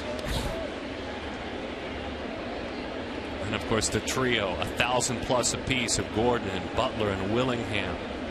About 3,300 games combined without playing in October. Maybe October 1st to wrap up the regular season. Raul Ibanez 44 times and Omar Infante the Tigers and the Braves. It's a whole different game. I mean, I just remember Adam Jones getting there for the first time with Baltimore, and he said it absolutely flew by. I said, what will you do differently next time? He said, I'll remember to breathe. He said it happened that fast. Everything seems to speed up. I think that's one of Jeter's great characteristics. He slows it down. Lined left field. Does it get over the head of Wheeler? It does. The speed on display of Escobar. Bobbled for a moment, so he doesn't miss a beat.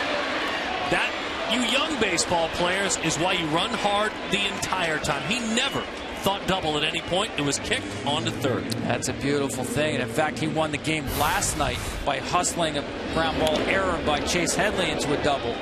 Watch him out of the box.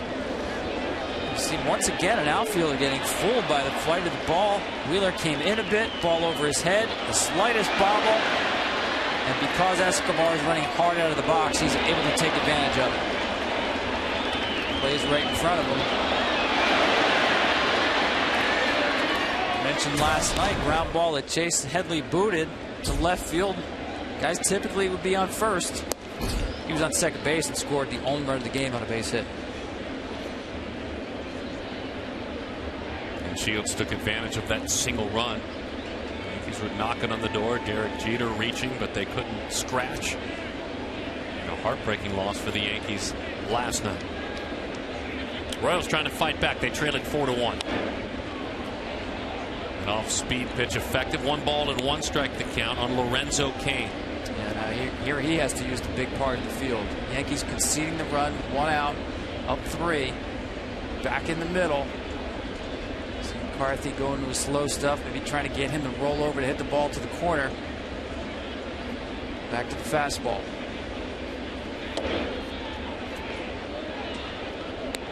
Cain's been good all year long in this situation, and again, he just wants solid contact somewhere. And he's hitting .324 with runners in scoring position. And this is why when people say strikeouts don't matter, this is when they really do matter. When an out will get you a run. All outs not created the same. This team, this Kansas City team, strikes out fewer than anybody else in baseball. It's one of the things they have going for them. Last in home runs, last in walks. But they can put the ball in play. And that is Lorenzo Cain's job right here.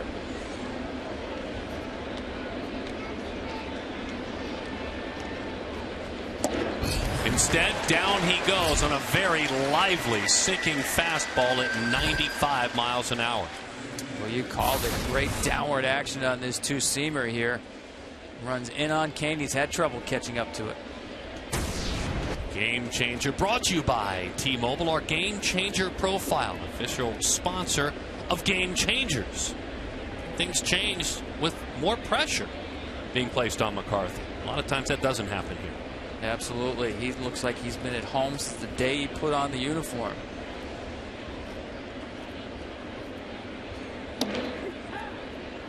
I always thought the guys who succeeded here, Aaron, were the ones who had outgoing personalities, the extroverts, didn't mind the cameras at their locker when they had the 0 for 4s or for a pitcher a bad game. And certainly Brandon McCarthy, very accessible, accountable guy.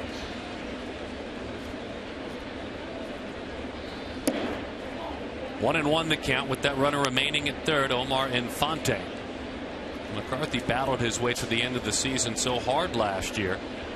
He said, I was completely thinner than I am now. And you would think, how's that possible? He called himself concave when he described himself to me yesterday. He said he just started eating and hoped to put that weight back on.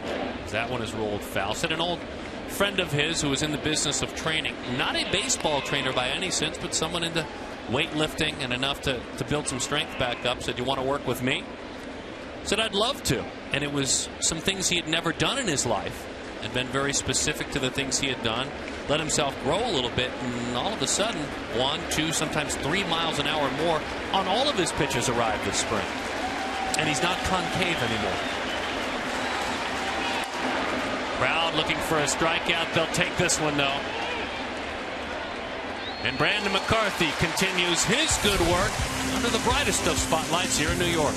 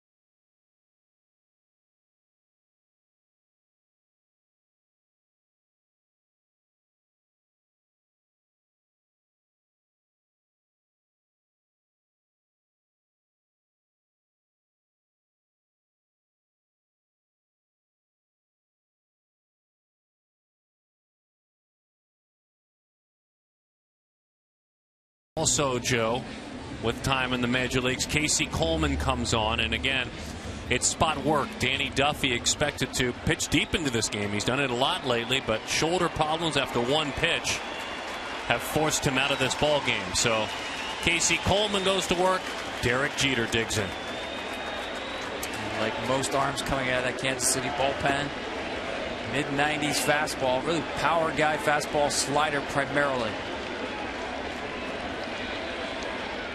Drove in a run with a sacrifice fly back in the third inning. 40-year-old out of Kalamazoo, Michigan. Looks at a pitch low, 1-0 the count. Turned 40 on June 26th.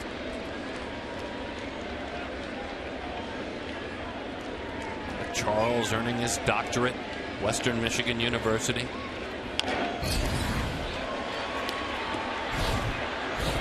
Right at the chest. Jeter running hard, and even when you're 40, they praise your parents for how you handle yourself as a man, and he's done it all along the way, and the accolades have been earned. To me, it's the definition of a franchise player. It's everything you would want in a player. Leader, captain, role model, and oh, by the way, the Hall of Fame career. One of the greatest shortstops of all time. I think we'll be remembered not so much for being the best player in the game, but the most admired and a winner. And as we watched the game together last night, Tom, it's an interesting conversation to have because there is no stretch involved as Prado takes a fastball low to say that Derek Jeter, to this generation of baseball fans, and you can go all the way down to youngsters, seeing a 6-year-old ride on the subway this morning with his dad, he is the Michael Jordan of baseball. It's not a stretch, and the difference is Jordan was the best player in the game. Jeter maybe not. A lot of other reasons he's the Michael Jordan. Exactly, and I think part of that, let's be honest, the fact that he pretty much grew up in October in prime time. The Yankees in the postseason, making deep runs, winning those championships. I think you make a good point that he's appealed to so many different type of people. You don't have to be a Yankee fan to like and admire Derek Jeter. You can be young, you can be old. I got a kick out of the kids at the World Series, Little League World Series, asked who their favorite player was. Many of them, these 12-year-old kids, talked about this 40-year-old shortstop on the Yankees. 3-1 the count on Martin Prado. It's not just here, and it will go on until they close things up here until next year. And he says goodbye. It's every ballpark. You followed it. All of you folks have seen it.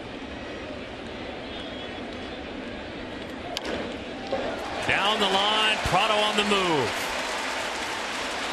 Bangs around into the corner. He has been a gift, Martin Prado, to the New York Yankees. Much like his teammate Derek Jeter has received gifts at just about every stop. Seat from the Kingdome, mosaic from the Mets, who gave a bunch of money to his foundation. President Bush, a signed photo from '01.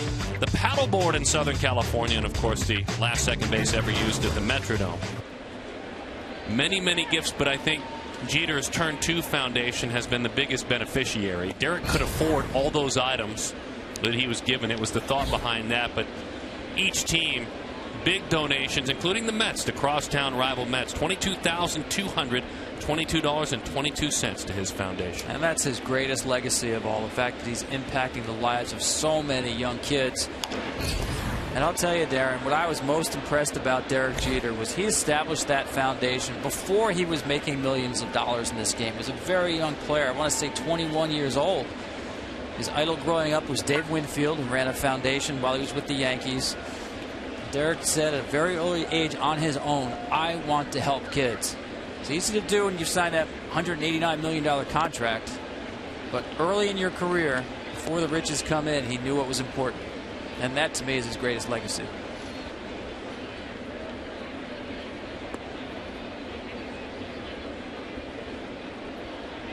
It's so easy to see the things he does well and the way he handles himself. Speaking of Jeter, 1-2 the count on Teixeira. Well, there's that pitch you're talking about, the electric fastball. I mean, it took a hard right turn at the plate. Yeah, this is that old Greg Maddux comeback two-seamer. Mark Teixeira is jumping out of the way, and with that comeback action on it, it does catch the plate. become the Greg Maddux two-seamer, but at 96. Yuck. Unhittable. Carlos Beltran takes high and away.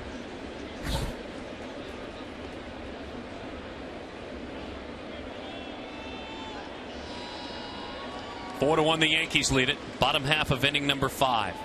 They need to win just about every single day. There it is again. I mean, you want to know why hitting is so difficult in this day and age?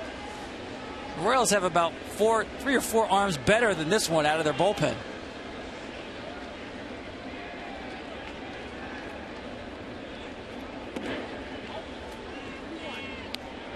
Velocity, velocity, velocity. It drives the amateur game, and it certainly shows up on the professional level.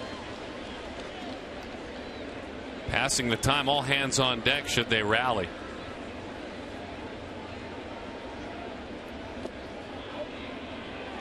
Things didn't work out with the Chicago Cubs.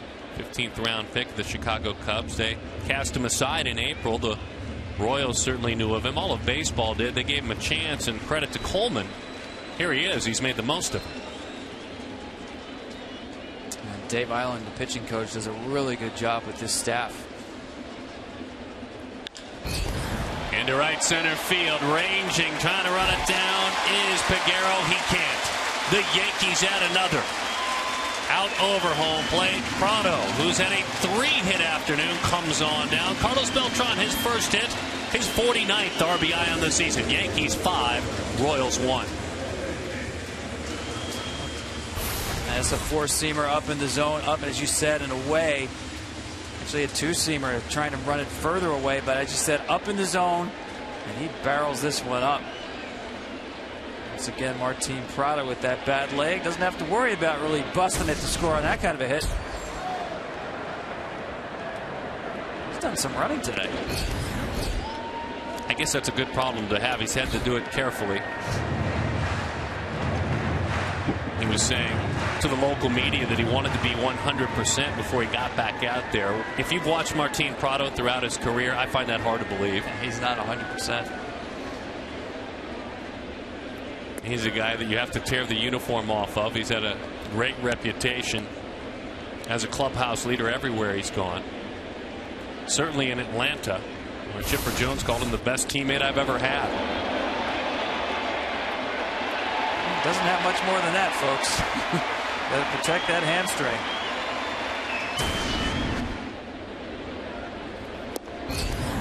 (3-0) the count. So 5 runs for the Yankees. That's a lot of runs for this team. Very rare does Joe Girardi sit back and enjoy a baseball game. This year it's been the Royals, and their trademark has been timely hitting. Girardi has seen his team struggle with timely hitting. Not today, though. Don't forget, next Saturday, the MLB returns to Fox. Freddie Freeman, the Braves. They've got to get it going. They look to keep pace in the wild card race against the Rangers. Yankees go toe-to-toe with American League East Orioles. All that on Fox. Then on Fox Sports 1. Later on, it's the Padres and the Diamondbacks out in the desert. The action starts at 12:30 Eastern on Fox and continues at 7:30 Eastern on Fox Sports 1, streaming live on Fox Sports Go. Zealous out, Ichiro in. And as we celebrate a man who is going to say goodbye to this game, another one who has had an incredible career and a future Hall of Famer as well. Kind of in the shadows, if you will. Ichiro, not right now, though. Trademark front-footed chop into center field, and it's 6-1 Yankees. Not bad when you can bring this guy off the bench. First pitch, doesn't waste any time. Hit the ball on the ground. Find a hole.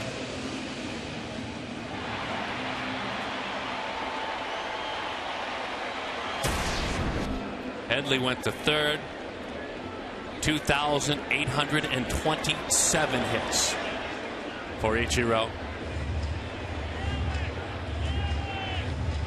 And does he continue to play? I think he does. I think there's still more baseball there. I think you have to be judicious about how much playing time you commit to Ichiro. That swing and that approach, that still plays. He wants 3,000, doesn't he? I think he does, which is amazing when you think he came over here in his late 20s.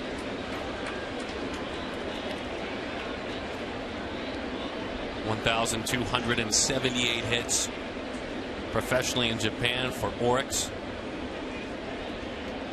Nearly a decade there where he hit .353 before bringing his game to Lou Piniella and the Seattle Mariners.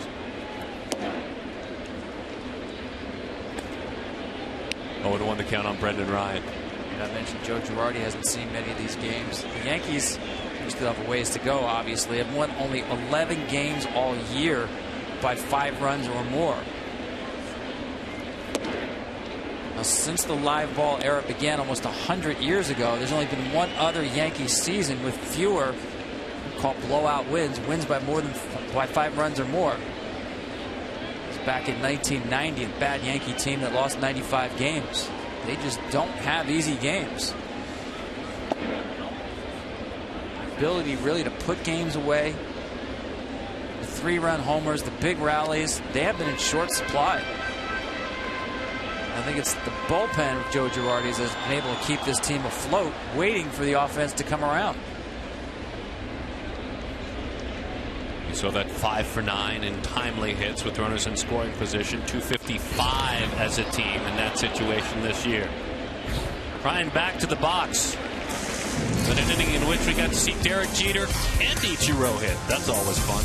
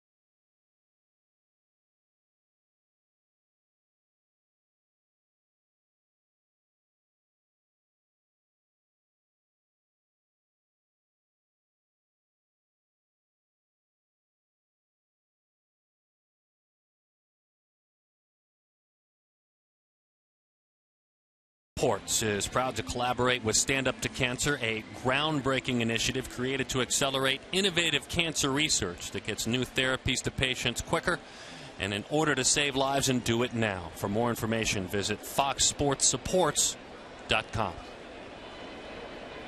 On to the 6th inning we go. The Yankees lead it today by a score of 6-1 over the Kansas City Royals, the first place Kansas City Royals.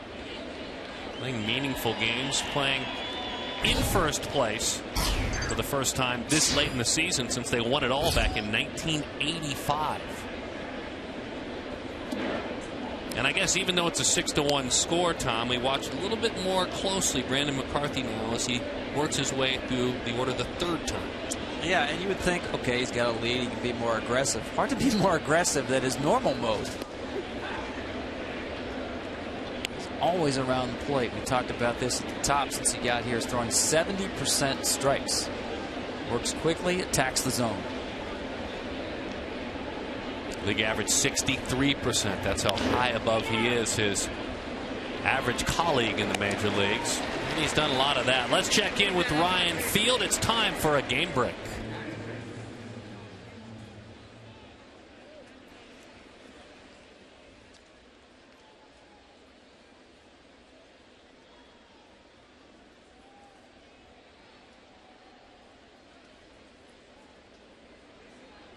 A.J. Burnett doing good work today for the Philadelphia Phillies. And they're literally playing out the string, letting the youngsters have a chance. It's prep time for Washington. And Matt Williams, who has done a marvelous job in his first year, a rookie manager, he does not appear to be one. They may be the best team in the National League.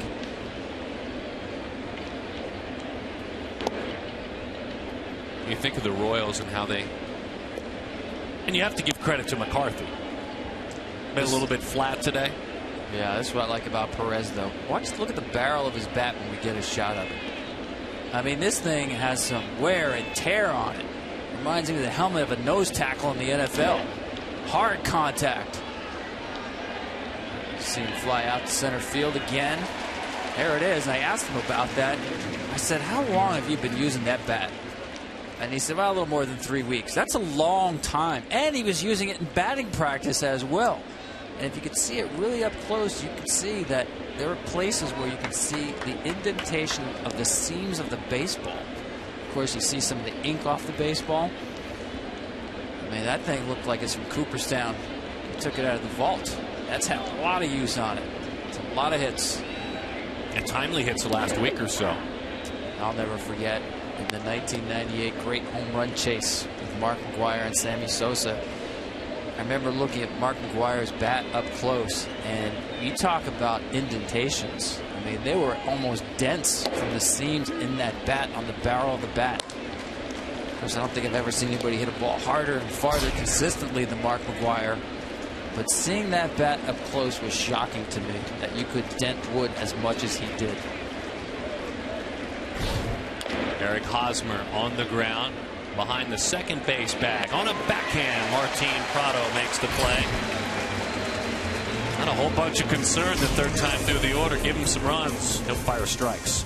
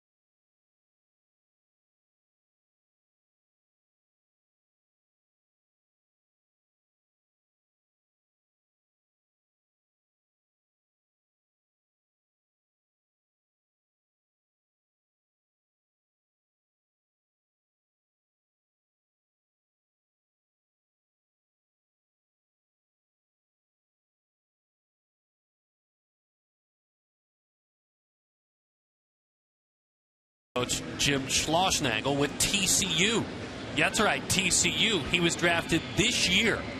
And Brandon Finnegan, the 17th overall pick just a few months back, dominated in the minor leagues. They saw him as a reliever for important games in September, and to get a sip of things, well, get a big drink in Yankee Stadium. This is the talented left-hander's major league debut, Tom.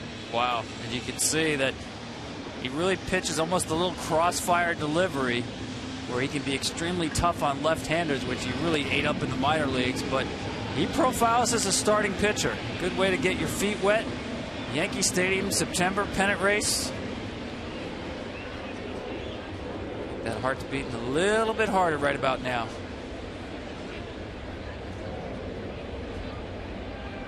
And he faces John Ryan Murphy. And if all goes according to plan, if he works his way through it, he'll have a chance to face Derek Jeter for maybe the third out if it goes the way he hopes. All part of a day's work for a young man who was packing up his dorm room a couple of months back. He's staying at a hotel in Manhattan with his teammates. And he fires a fastball. It's a fly ball. Into shallow center field. He fired a strike for his first one. Murphy is erased. He's 2 for 3 today. What are the odds the Kansas City Royals will come to Yankee Stadium, use 4 pitchers now here in the 6th inning? All of them had never pitched in Yankee Stadium before. Duffy, Liam Hendricks, Casey Coleman, and Brandon Finnegan. Major league debut.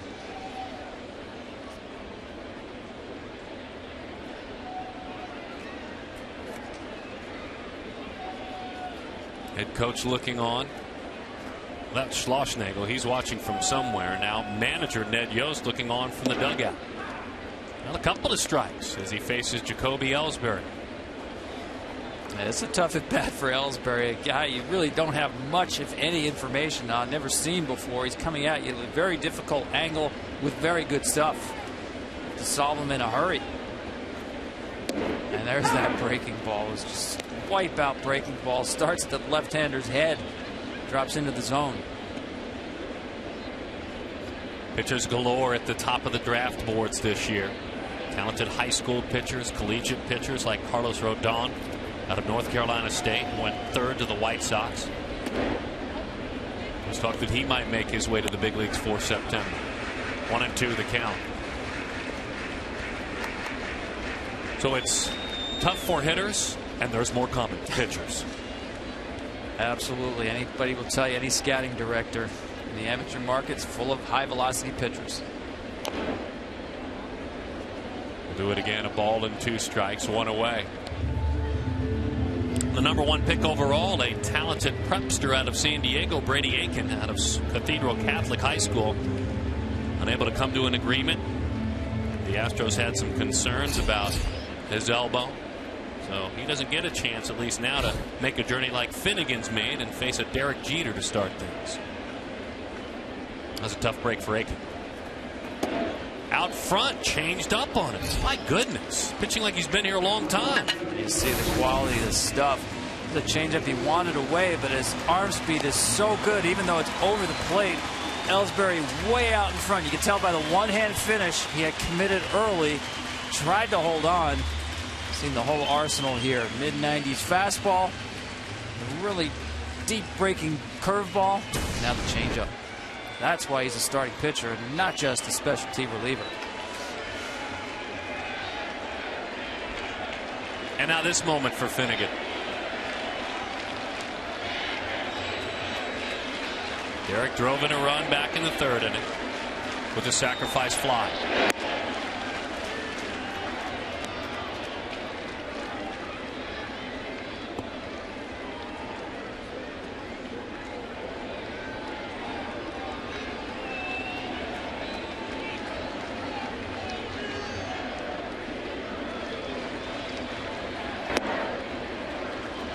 Back out there, got an offer from Jeter. 1 ball and 1 strike the count. 2,728 games versus major league debut, and yet that kind of velocity, that kind of movement, location, the experience doesn't matter all that much. How up and out of the zone at 92 miles an hour. A lively fastball.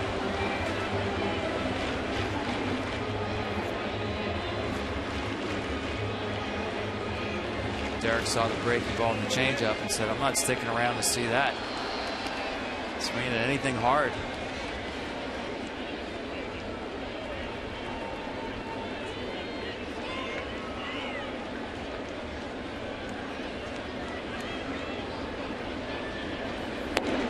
And a strikeout to end things.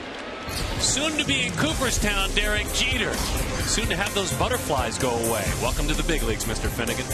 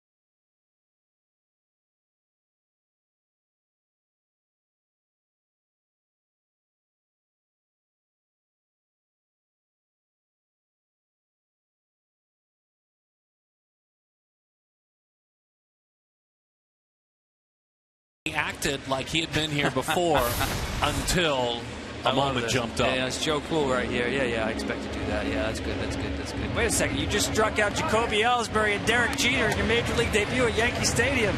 Smile. Oh, there it is. How cool is that? Mom is Betty. Dad is Gary. Older brother Jonathan. Not sure if they're in attendance, but they're watching. Either way, they're watching. It's New York. My guess is they made the trip in hopes. Fun moment there. 0-1 the count. The Royals overall not having fun today as they trail it by a score of 6-1. Still, the Yankees are in must-win mode. The Royals are in a mode where they can't really give any away. Toward right center field, holds up. All the way down to the wall it goes. Willingham was 0 for 2, a couple of outs in the air. This is a double in the air into the gap the other way. Yeah, had been 0 for 2, but I thought he's been seeing the ball well off McCarthy. Both of his at-bats previously, he'd gotten 3-ball counts. Only 2 other ones against McCarthy for Kansas City in this game. Nice job by Ned Yost getting him in the lineup, giving the day off to Billy Butler. Billy Butler is not swinging it all that well lately.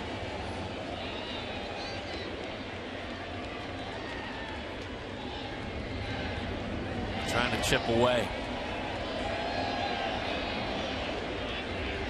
Yankees bullpen starting to get busy out there. Some catches being made and stretching. It's tosses thrown. Visit to McCarthy. Yeah, he got crossed up there. John Ryan Murphy, watch this. He's expecting fastball, and the ball is just going to disappear on, or he thought it was breaking ball, and the fastball just keeps coming at him. The latter's even scarier. Yeah, self-protection right there. Brandon hasn't thrown many pitches with a runner on second base, so refresh the signals. Lefty is Hill, the veteran left-hander, well-traveled left-hander. And we talked about the analytical mind of McCarthy, the way he's always tinkering and working. He completely revamped his delivery in the winter of 2009-10 on his own. That's a healthy cut right there. And McCarthy really had been an over-the-top pure power guy. Hang out of your hats right here. Short porch in right field. Here I come. Nope. Brandon told me, asked him, he changed his delivery to really be a little three-quarters more than over the top. To really, and he wanted to mimic Roy Halladay. Really the template at the time for single ball pitchers. I asked him why he did it. And I'll clean it up a little bit, but he said, I stunk. I stunk. I had to do something. He went to winter ball and worked on that delivery. It used to be straight over the top. Now watch where the hand will come through more of a three-quarters delivery, which is going to allow more run on the ball. That's what you want to do with the sinker. You don't want that to flatten out. A little roller out towards short, but they haven't defensed perfectly. Ryan had Baguero played to pull. Willingham moves up to third on the 6-3 ground out. But it's also yielded him a lot more health as well. Well, that's what he has to guard against. When watch him bring the ball back, how far his right shoulder will go behind him. Run it out a little more. You see him reach back really far and then bring the shoulder around. That puts a lot of stress on his shoulder. He's been on the DL 7 times with shoulder problems. Something he realizes, he told me, he fights all the time. I think that fitness that you talked about, Darren, is a big part now of why he's throwing harder. To figure out a maintenance program to keep that shoulder strong. It's that shoulder blade, too, which you didn't used to hear a lot about with pitchers, or a generation or two back. They just quote-unquote pitched through it. But in that scapula area in the back. He talked about Michael Wacha, the pitcher of the St. Louis Cardinals. He's been out. They call it a stress fracture in that area, but it's a similar type of injury, he said, in the same spot.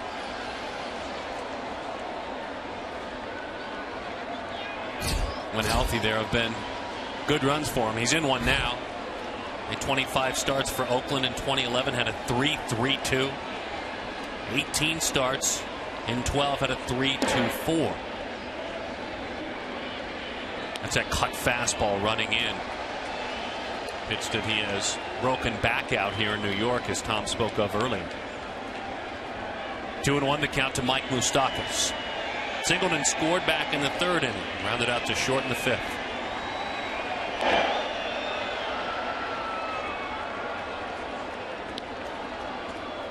Talked about Moustakas, the way he got the base hit to left and fouled the ball off to left. Look at the shift now.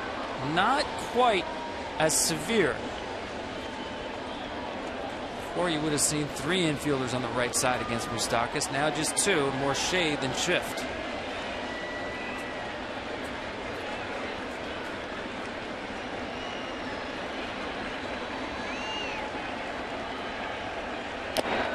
In and out of that catcher's mitt. Murphy couldn't hang on.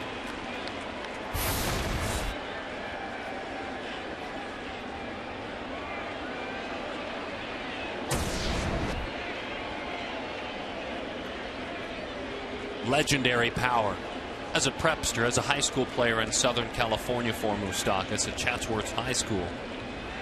54 career home runs, then a state record. 24 his senior year, then a state record.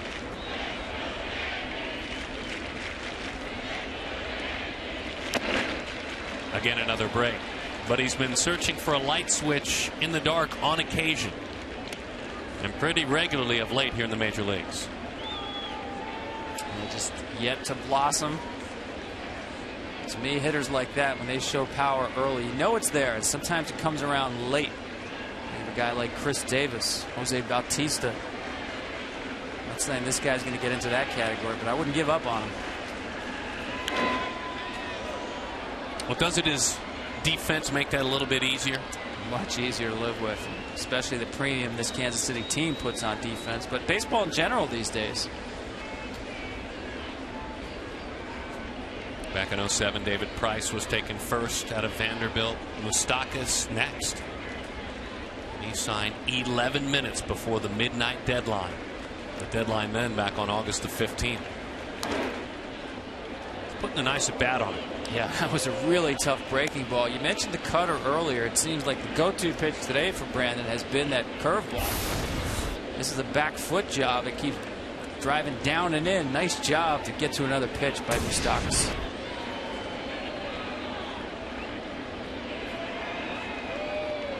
Just a tick over 100 pitches. Moustakas adding to that count right now. Off the end of the bat into center field. Should drive in a run. Ellsbury makes the play. Coming on down is Willingham to score. Moustakas 51 RBIs in the season. The Yankees still lead at 6-2 over the Royals. Don't forget Budweiser, the official beer of Major League Baseball, presents the walk-off. We had one here a couple of nights ago. Great walk-offs are waiting at foxsports.com/Budweiser. Grab some buds. A raise of the cold one here to that man. Brandon McCarthy continues to do great work in pinstripes.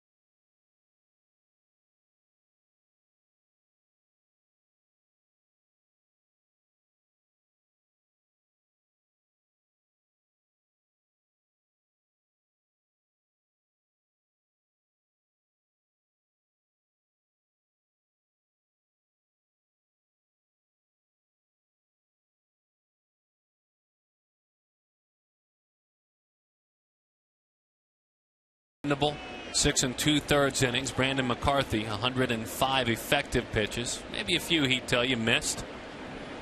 But on a day in which his club scored some runs for him, which doesn't happen of late regularly. He was very solid, and he gives way to Sean Kelly, the right-hander. Bunch of strikeouts this year out of the bullpen for Sean. Look out. Joe Girardi had to get out of the way of that one.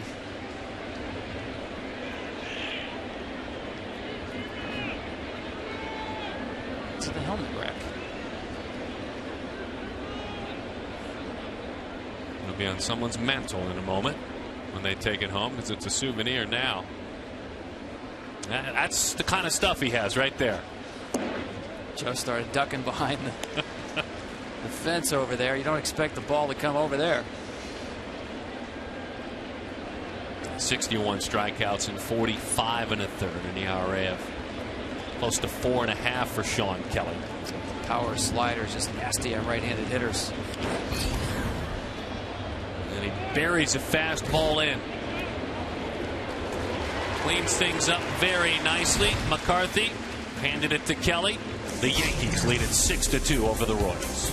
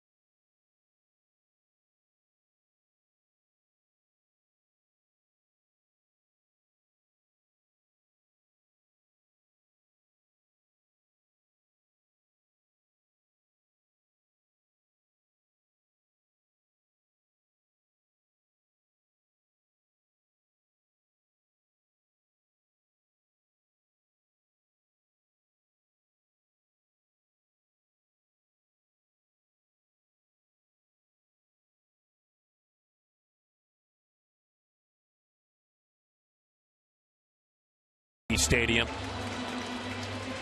And it's a beautiful day for Yankees fans, let alone for baseball. Now, I say that very carefully because you can see it sneaking all around. But the atmosphere is solid when your team knocks it around into the gaps, runs the bases aggressively. This beautiful ballpark has enjoyed, well, what you'll see on our Geico in-game box score. They've enjoyed, first off, another big day for Martin Prado. Yeah, the hottest bat back in the lineup with that strained hamstring. A lot of guys joining in on the party here. It's been a long time since the Yankees have sat this comfortably in a game because of their offense. Prado leads it off, doubled and scored in the first, singled in the third, doubled and scored in the fifth inning. Brandon Finnegan, who made his major league debut again, drafted in the first round this year by the Royals just a few months back. That was impressive stuff. Really impressive. He doesn't seem intimidated at all by the atmosphere and being out in the big league mound for a first time. Why not when you've got his kind of stuff? 3 years in college, finished with a 2.77 earned run average at TCU.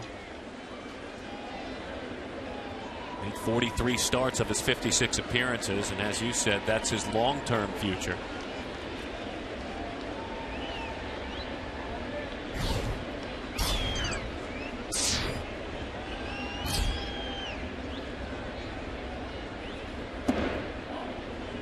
Want to know the count. Yeah, it's interesting, though, to see him work out of the stretch here. I trained as a starter. I still think he profiles as a starter. That's where the plans are for Kansas City.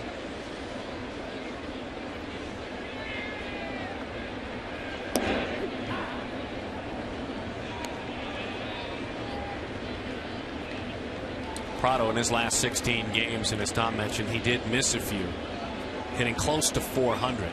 You can add 3 more hits to that today. In his last 16, now 17 games, has 27 hits.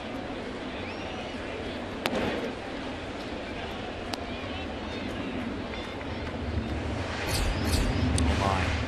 It's never fun to see if you're in the Royals dugout. Talented, hard-throwing right-hander Batanza swarming out in the bullpen.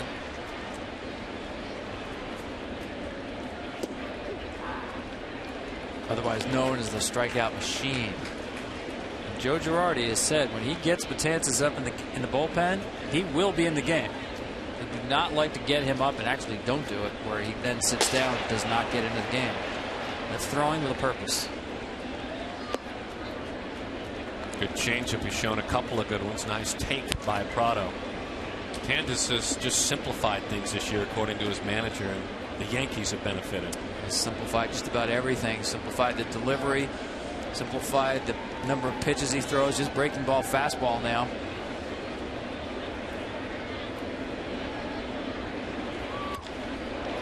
Center field. Prado having a day, but this one should die in the glove of Lorenzo Cain. And it does. Non-stop action with heart-pounding excitement and historic performances. Don't miss the 2014 postseason. It all begins September 30th.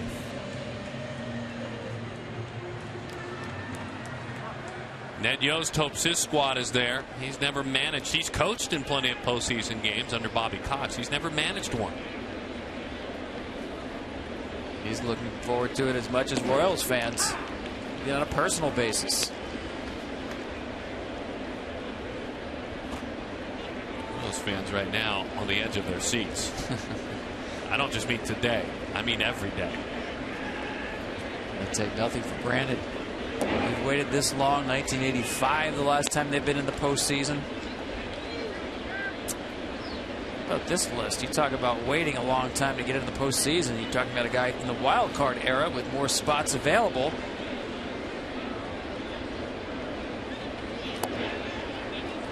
Change of pace. 1-2 the count.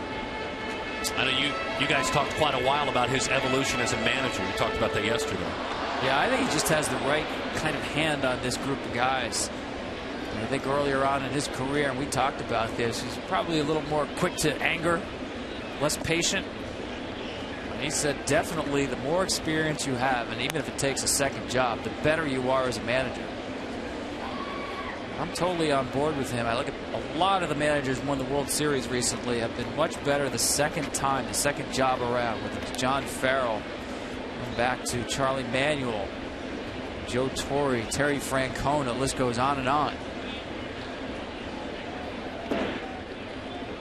3-2 the count to the switch hitter batting right-handed, Teixeira. And he's got some good lieutenants, guys that have managed like Dale Swain, just off of managing the Cubs. He managed the Brewers to the finish line, Ned's Brewers back in 08. Don Wakamatsu, former Mariners manager. And a cup of coffee in the big leagues for the White Sox. Two major league managers, probably both will manage again. And that's probably, you spoke directly, but I'm guessing that's a part of his evolution as well. Maybe a better listener, as we all hope we do when we get a little bit older. I think that's a great point, because earlier we talked about completing the roster with some veteran presence guys like Raul Ibanez and Josh Willingham, and now you see some of the managerial experience on his staff. I have to believe that has to help as well. Bouncing ball under the glove of the third baseman Moustakas, trying to recover and doing so is Alcides Escobar. Hosmer vacuums it up. What a pick by Hosmer at first base. Moustakas, this ball kind of jumps up on a little bit. Escobar, we've seen him hustling all day. That's another indication. That is a difficult hop by Hosmer. You see him keep the glove behind him a little bit to buy a little more space, so that in-between hop isn't so much in between. The only problem when you do that, you can't look it into the glove because the glove is behind the head. That is a very nice pick by Hosmer.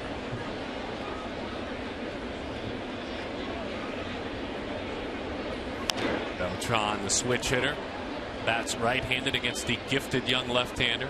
And with all due respect to his TCU Horned Frog teammates, I would imagine he didn't see a lot of plays like that behind him. I'm sure his teammates were good defenders, and Schlossnagle runs a good program there in the Big 12. Well, Ned Yost got my attention. I don't know about you, Darren, when he talked about the possibility of 6 Gold Glove defenders on this defense. And when he began to explain it to me, he was right. You've got guys who've got them already, like Perez and Gordon, Hosmer, and Escobar was a finalist for one. Moustakas was a finalist for one. Jared Dyson, not in the game in center field, is definitely Gold Glove quality. Good changeup, Finnegan. He's just trying to fit in, so he better play his position well. And thank goodness he has a sure-handed first baseman to help him. I think he helped a moment ago.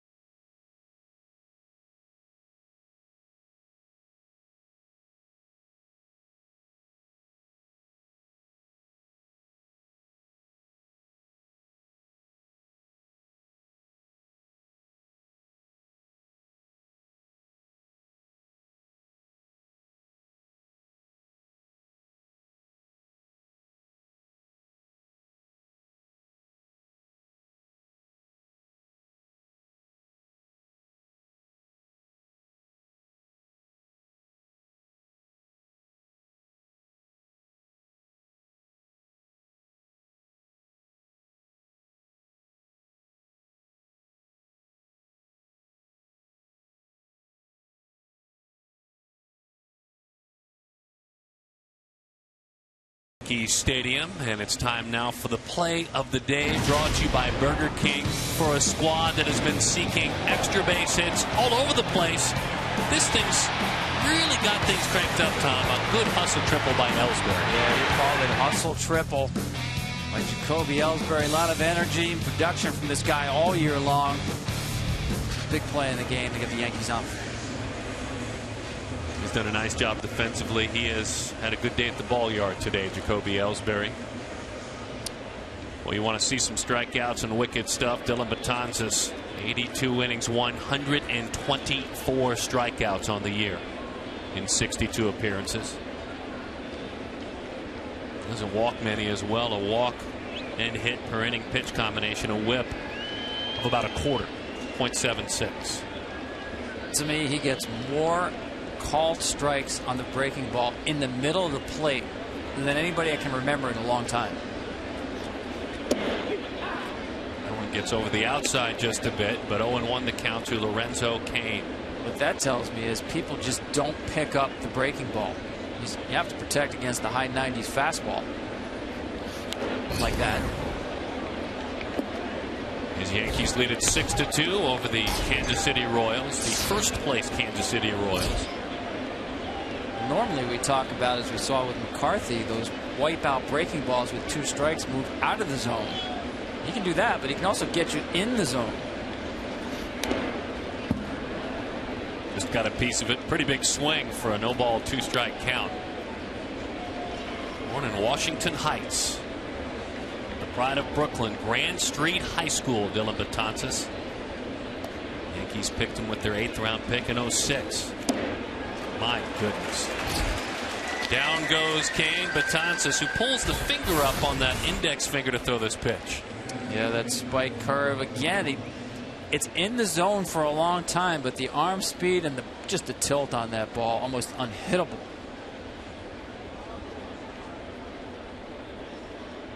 The other thing that he gets you with is that long stride, 6'8", and he's on top of you anyway. And unlike a Randy Johnson, who was a short strider.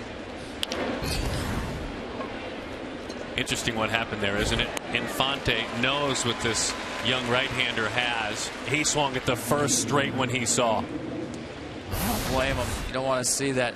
Look at the length of the stride here. He uses every bit of the incline of the mound, almost to where it flattens out.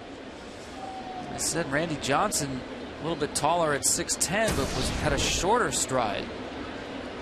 So what Dellin Betances is doing, he's got velocity, but he actually adds to the velocity by shortening the distance between the release point and the front of the plate.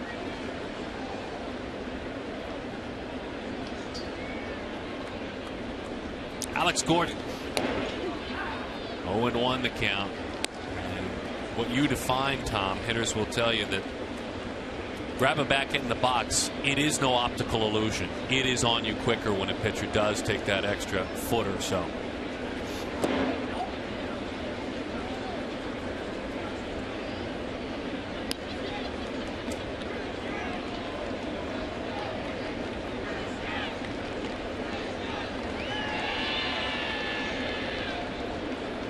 His parents, Jamie and Maria, of Dominican descent.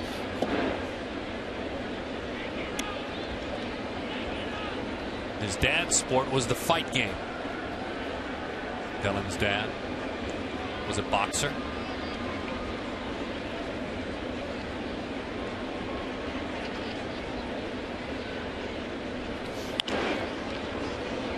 Racing in, continuing his good day with a sliding catch, Jacoby Ellsbury.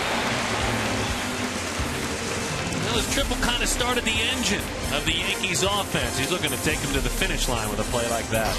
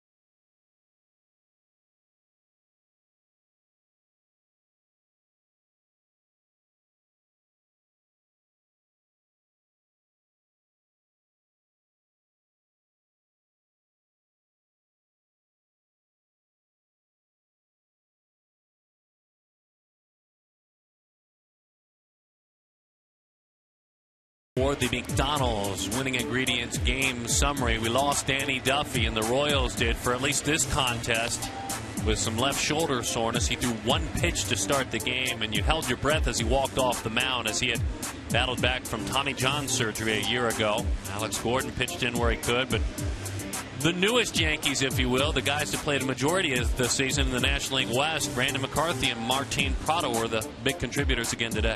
Yeah, really impressed with Brandon McCarthy. Once again, we said coming in, he throws 70% of his pitches for strikes. Today, 71%. Right on form. Lewis Coleman, the right-hander, and the side wheeler drops down. Chase Headley, who singled and scored back in the fourth inning, was erased on a 4-3 ground out. Worked his way through the Royals system out of LSU. Royals 5th round pick back in 2009. Native of Greenwood, Mississippi.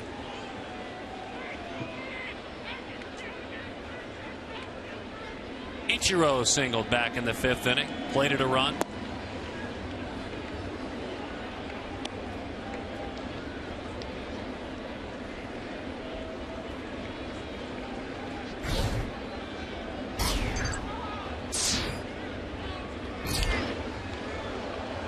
Don't forget, a great place to follow the game. MLB.com at bat on your favorite mobile phone or tablet. Live look-ins, replay, scores, stats, audio. Free MLB.tv game of the day and more.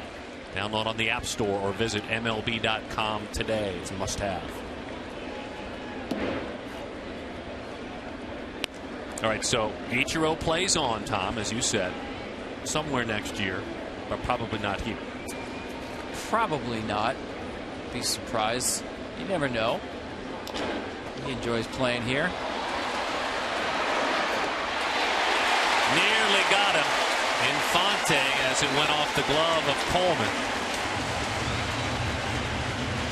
Ichiro's got 2 hits. He can still do this, Darren. And that is get out of the box quickly. Any ball that's not squared up or not handled perfectly well, he's got a chance to beat out. Watch the left hip fly open. He's almost running as he's swinging. And he's smelling hit right there. As soon as it's off the glove. He gets it. 2,828. Tick-tock as he edges closer to 3,000. Those are 2 he didn't plan on having today, I would imagine. Coming to the ballpark thinking Danny Duffy, the tough left-hander, is on the mound for Kansas City. All of a sudden you find yourself in the game, 5th inning, and 2 hits later. It's a good day.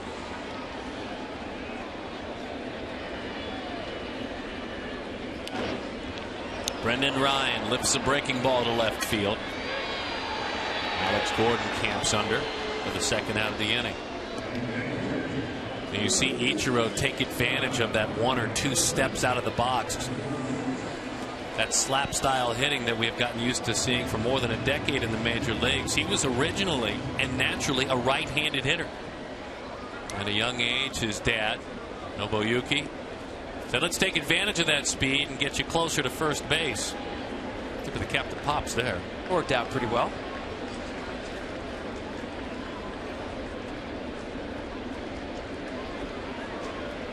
He had a pretty tough regimen as a young man. He was all in with it, but it wasn't easy. Still works extremely hard. Keeps himself in great shape. About Ichiro, you rarely see him around the ballpark doing nothing, standing still. He's either working on something or he's especially stretching a lot. Body is not at rest very much. You see a smile at first base from Hosmer. A great piece this week in the Wall Street Journal about Ichiro's sense of humor with players of Latin descent. How he has learned enough Spanish to really endear himself to the Latin baseball playing community. I mean, a ton. Not all of it can be repeated on television. There have been moments in all-star games gone by, Ichiro not a perennial all-star anymore, where let's say a group of Venezuelans would get together at the All-Star game for their photo, and they'd invite Ichiro over to join them. Another former Yankee, Hideki Matsui, very similarly, very popular among teammates. So Torre used to have pregame meetings, almost always ended with Matsui having something to say. And again, material that cannot be repeated over the air. Darn it, Tom. I was hoping there was something you could share. 3-1 to count to John Ryan Murphy. He's had a nice day. Doubled, scored a run. Singled in the 4th inning. Worked behind the plate 51 games in AAA. In this Yankees system. Heavy. He swings right over the top of it, 3-2. Yeah, had a stint earlier this year with the Yankees and really gets to start today because Francisco Cervelli, who's normally the option against left-handed starting pitching for Joe Girardi, not available because of migraines. And apparently bad enough that Joe told us not available to pinch hit.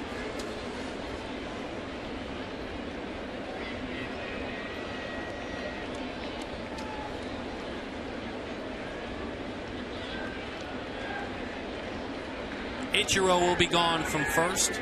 Yankees lead at 6-2. The count is full. We're in the bottom half of the 8th inning.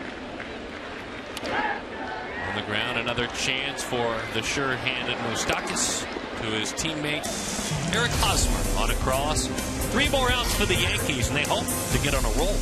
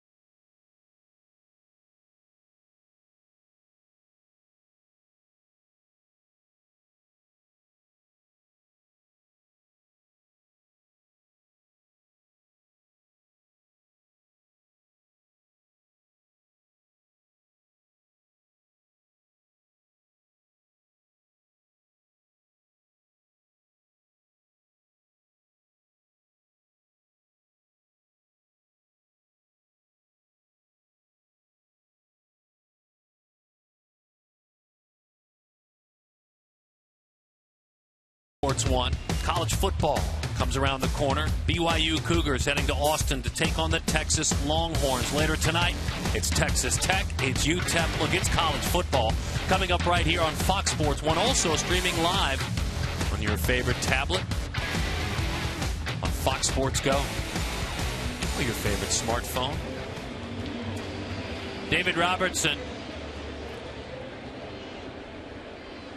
He of the 35 saves this year, and Tom, I guess these games matter when it's not a save situation, and that proves it. Yeah, set up man and your closer with a 4-run lead. Joe Girardi, and I agree with him. Don't mess around at all. Don't wait for trouble to develop. You've got 2 horses at the back end. I don't care what the stat says. It's not a save situation by rule. Salvador Perez doesn't wait around. But it's a save situation in Joe Girardi's book.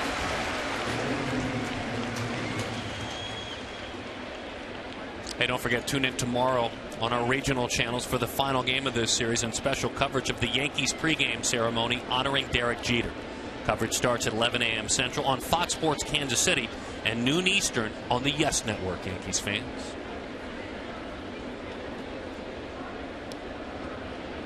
Perez finishes today 0 for 4. Had a throwing error as well. He'll forget this one quickly. Back to work again tomorrow.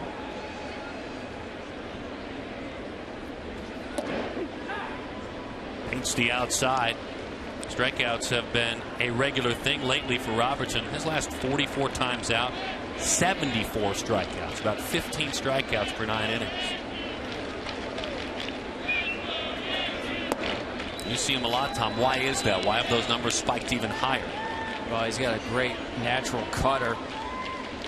Good breaking ball, but again, he's another guy with extremely long stride to the plate. Obviously, he doesn't have the height of Dellin Betances, but he cheats the distance. It's about 1.5 feet longer, his stride, than the average major league stride.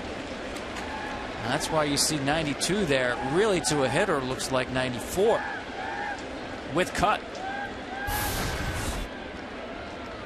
Got how long this stride is. Foot looks like it's going down, then it just keeps going. Full extension. He gets the hand out in front of him.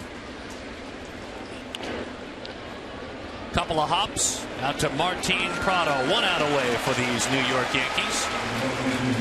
Kansas City also blessed with the knowledge that Detroit came up short against San Francisco.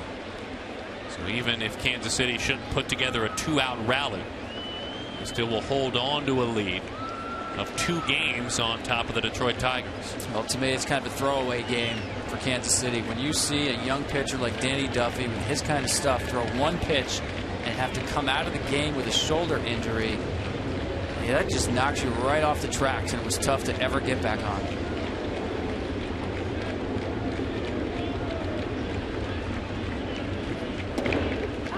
Inside corner, front door to breaking ball, if you will. Willingham doubled. He was stranded back in the 4th inning, lined to short and grounded out. The A's got a much needed win over the Astros. Yankees keeping an eye on that in the wild card race. It's interesting when you're truly a wild card candidate only. The East won't happen for these guys. How you open things up to the amount of teams you keep an eye on. There's a lot of names and cities to watch on that scoreboard.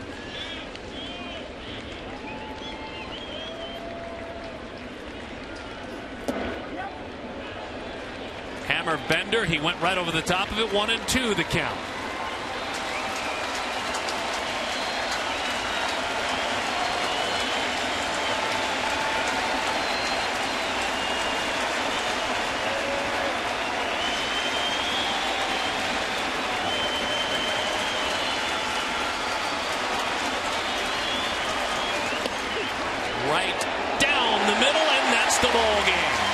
Who had stumbled a bit, 4-6 in their previous 10 games, hope that they're back on track and on the move in this wild card race. The Royals remain comfortably, for now, in first place as the Tigers came up short. Tom Verducci, Darren Sutton. Right now, we take you back to Los Angeles. Take it away, Mr. Ryan Field.